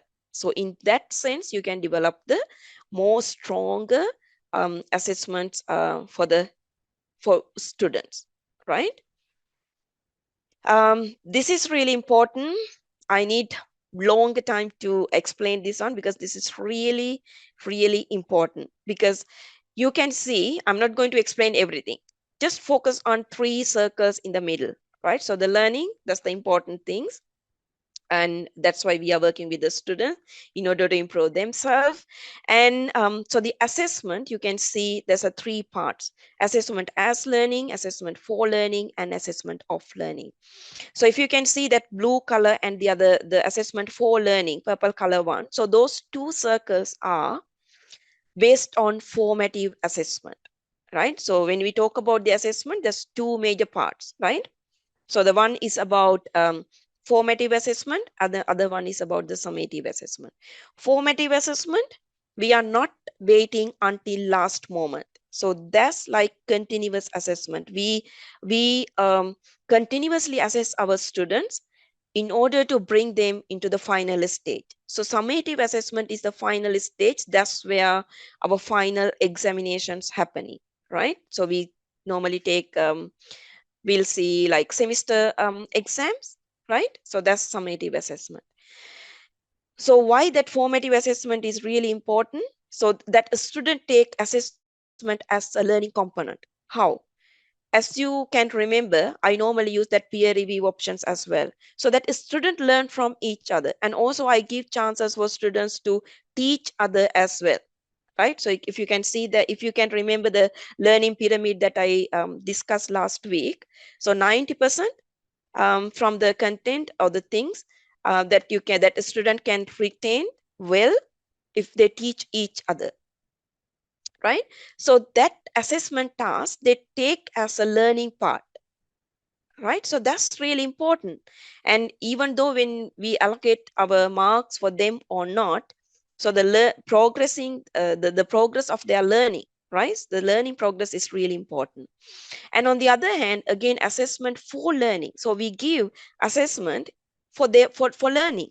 So that means each and every assessment, we have to provide kind of constructive comments for them to improve, right? Sometimes I used, I'll give you sort of examples as well.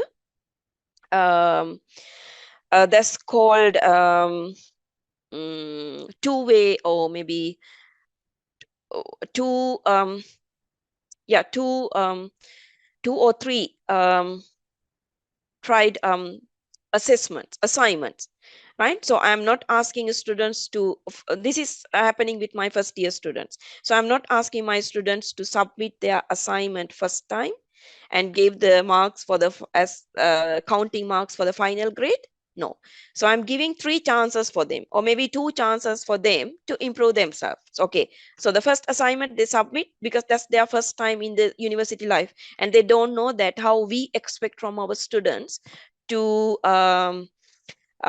produce their answers up to the university level, right? So they just coming from the school, from the advanced level, and I give chance to 2 or 3 chances for them. It depends on number of students.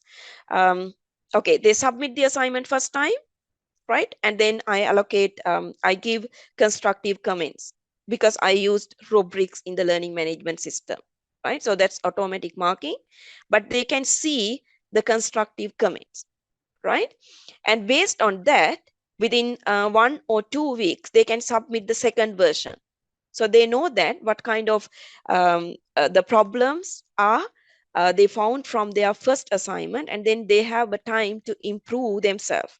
And then I added some of the tutor class tutorials to improve themselves, to give a chance for them to improve. For example, if there are lots of issues with the referencing, and next week I added the tutorial for how to give correct referencing and things like that.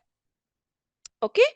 And when they submit that same assignment in the second time, so they know their problems, so they allocated much more time to minimize those issues and submit more advanced assignments to the second time. So likewise, it's an assessment for learning, so they're learning through their process, right? So finally, we can bring all these students to the final outcome, what we expect at the end of that course. So how our students should be able to, or what our students should be able to achieve at the end of the course. So in order to bring them into that level, so the gradual process is required, right? So that's how it's happening. So when we think about the assessment, whether in an online or the in-person environment, offline environment, those two concepts are really important. If you are thinking about the continuous assessment, formative assessment, think how that you give assessment as learning component and how you give assessment for learning component. It's really important. And assessment of learning, it's always happening at the end of the exam, right? So that's about all about the grade. So it's no point to give a constructive comment at the for the exam papers. It's all about the grade, but that progress should be um, reflect from that final marks as well, right? Okay. Before we move into the next one, any questions? What do you think? Have you tried yourself to practice in that way?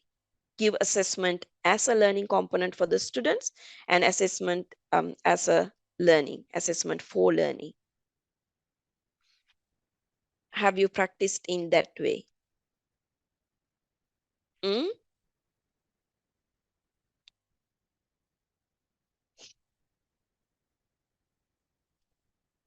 Any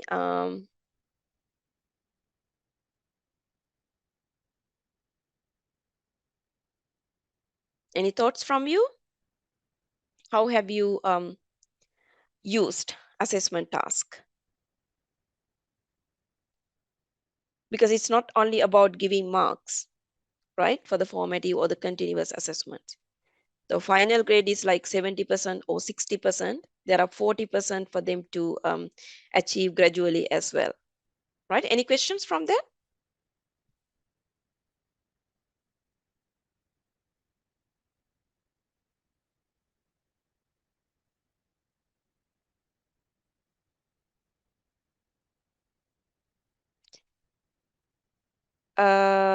The learning object, the LOC means learning objective or learning objective of the course. Yeah. Yeah. Yes. So Madam, do we need? do we need to assess, madam, all things what is we are in the learning outcome, or the content what we are taught, what teach, and all the things to be assessed, or some only key can be assessed? All learning objectives should be assessed through your assignments, through your assessments. So that's otherwise, if you are not assessing, how do we know that we have achieved our learning objectives or not? So normally when we develop the assessment task to particular course, you need to make sure that, okay, whether that course include, let's assume that 4 learning objectives, 4 learning outcomes, and at the end, maybe you have 4 or 5 assessment tasks, but you should be able to align whether learning outcomes 1 or 2 and 3 achieved by assessment 1 or 2, or maybe 1 or 2, 3. It doesn't matter, because sometimes 3 assessment, they are achieving learning outcome 1 or 2 or 3. But what about learning outcome 4? In which assessment task that you know that you are going to address, that you are going to find out whether that students achieve all these learning outcomes, right? It's really good, valuable questions that you have asked. Thank you, Based madam. on the Thank you, madam. Also, if say Hmm. 4 learning outcome, Hmm. maybe 1 or 2 may be in the formative, then rest may be the summative. Is it okay for that one? Yeah, should be fine. Yep. Okay. However, finally, all should be assessed, but it may be in the formative or in the summative format. Yes. Yes. And according to my understanding, Thank you. but I know that in the Sri Lankan context, we have given the maybe 60 or 70% for the formative assessment. But I love to reduce that summative assessment task, like maybe less than 50, and then give more than 50 for the formative assessment, because that's the environment we are providing for our students to improve. Madam, But this is anyway, it's a different position I am asking this question. So if you take our GC O-level examination and GC A-level examination, but have been taught to the students the entire syllabus, some in the examination, but in some area is not reflected. That means there are some areas taught. For example, the 10 area has been covered, but the examination maybe only 8 or 9 is assessed.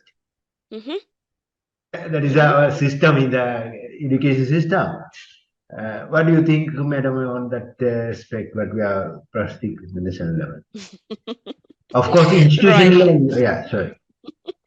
Right. So that's I think the kind of out of focus from our session, but it's okay. That's O level and A level. That's in the Sri Lankan context, we treat them as a kind of competitive exams, right? So it's really a changing environment as well, and also they are, because of the competitiveness of that environment, we cannot think about like, okay, so they are going to achieve all these learning outcomes or things like that. So it's like a whole what we call the final stage of that particular student groups can be assessed in a different way, right? So the way of asking the questions and the way of modeling the papers and things could be different, right? So that could happen, I believe, because it's not the similar way that we are addressing all these issues. But what I focus here is about particular course modules that we are teaching in the university environment. Because for the particular course modules, we have learning outcomes, and that's how we, I think, practiced to achieve. We have developed learning outcomes, and we have the course content and also the assessment task. So that's why that's what I was focusing. And then based on that, I was telling you, in the Sri Lankan context, we have allocated maybe more than 70% for the final exams, but less percentage for the continuous and formative assessment. Because my argument is, if we have the more opportunity for the allocate more marks for the formative assessment, that's where we can improve our students a step by a step.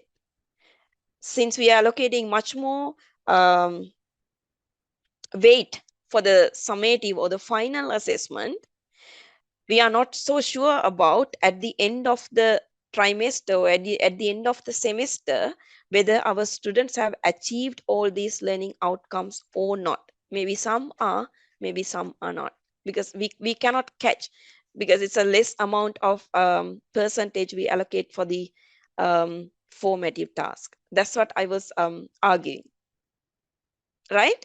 Is that all right? Yeah, thank you, madam. Thank you. Cool. Okay. Right. So 1 minute to go.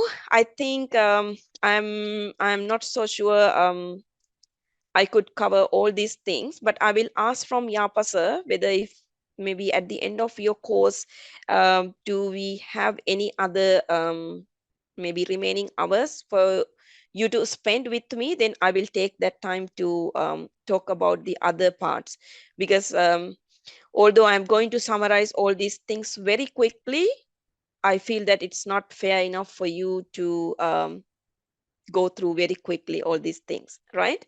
What do you think? Would you able to join with me for another maybe 30 or 1 hour sessions later on to discuss about rest of the assessment strategies along with the online teaching?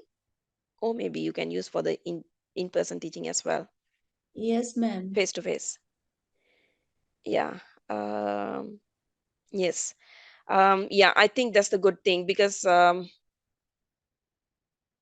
otherwise it's not, sorry.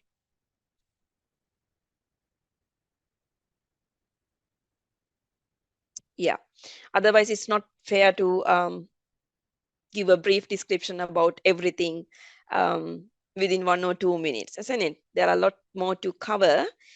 Yeah, I will request from Yapa sir, hopefully we can meet at least for 1 hour. We'll see how they are going to organize our session, right?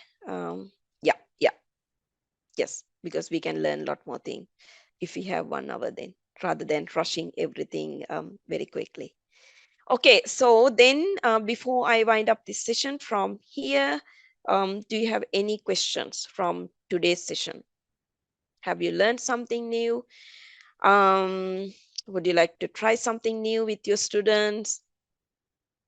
What do you think? Madam, one you're reflecting. madam, Yes, Sharika? Madam, you have mentioned now when you're including the lesson plan, there you take the rubrics and all. Normally, when I make my lesson plan, there I don't include the rubric. Now, when I include the take-home assignment, when I want to send it to the students, before that I include the rubrics there itself. Then they know what about the marking criteria and all those things. So then according to the time allocation, maybe for 2 weeks or 3 weeks time I give according to that, and I give kind of a small description as well. This is what I expect. But so far for the lesson plan, I have not used the rubric. Only for the assignment and all those things only I have included. Yeah, that's right. I'm not adding rubrics for my lesson plan, never ever. But Mm. if my lesson plan is include the assessment task, as you can remember, in my lesson plan at the end there were assessment tasks as well, right? For those assessment, I develop the rubrics and then post in advance. Madam, Or now maybe normally when I include the assessment in my lesson plan, normally I don't do, so I have to do it even, no? The rubric, including the rubric for the lesson plan, if I include any kind of assessment and all. So I of thought course. separately, only when we give it to the students, only we have to include the rubric and all. Okay, No, madam, I I mean, do no, that. because you don't need to add them into your lesson plan. So it's a separate thing. If you are come up with like, for example, before the classroom activities, for if you are giving sort of assessment, and then if you are taking some sort of amount from there to final grade, it's good Yeah. to give the rubrics for them, because then they know that what we expect from them. And Yeah. it's two things. So the one is the student will be motivated to do more things, and the other one is they know that they have to do that, right? So they can't ignore it. So then there's a kind of motivational factor for them to engage the before the classroom activity before they come to the class, right? Thank Mm. Okay, so next week I think we can discuss a lot more about not the next week, sorry, whenever the time they allocated for us. Let's see how are we going to use it. Madam, one clarification, madam. Is Yes, there sure. any, what is the percentage of summative, how much of amount should be summative, how much of amount should be formative? Right. So that's what I argue earlier as well. In Sri Lankan context, mostly more than 70% goes to final exam, right? Yeah. Goes to final exam. But Okay. in here, what I experience, so that's more effective, what I experienced so far. Here, sometimes with some of the courses, there are no final exams, all formative assessments, right? And then they are not saying like final exams. So that's also part of the test. So they call as a test rather than exams. And also, madam, is there that percentage or this formative and the summative matter vary with the academic assessment model and the occasional assessment? Academic versus vocational? Occasional, yes. How will we change anything or can be the same? I'm asking the percentage wise. If say, Okay. or should Summative we further change any assessment. guidance? Is there any standard or any guidance will you be able to give? How it should be vary? I haven't not come up with those kind of percentage, but Okay. it's again, yeah, it's again you can measure or you can decide it based on the whatever they call, based on the module that you are teaching, right? Because sometimes, yeah, sometimes if it is a laboratory session or like kind of, you know, that developing not like written exams, like developing something or things like that, then the final assessment could be less, but the formative assessment could be high, right? And sometimes based on the module that you are teaching, if you think like the course content and everything, and you can assess your students and the final exams rather than having more percentage giving for the formative assessment, you could decide in that way as well. But the only problem is in the Sri Lankan context, we don't have that flexibility as far as I know, because in my department also we have given the condition like, okay, 70% for the final exams and 30% for the continuous assessment. So that's where formative assessments happening. So that's only for 30% to add from the assignments. So that flexibility is not there based on the module to think about. But if you can argue when you are doing the what we call curriculum revision, right? I think that's the place that you can argue all these things, right? Thank you, madam. Okay. Right. So thank you so much. So you have to have time to prepare for the next event as well, next session. So we'll meet each other soon. So I will communicate with Yapa sir. Hopefully he will allocate 1 more hour for us. All right. Okay. So until we meet then, have a good weekend and see you again. Thank you Thank so you. much.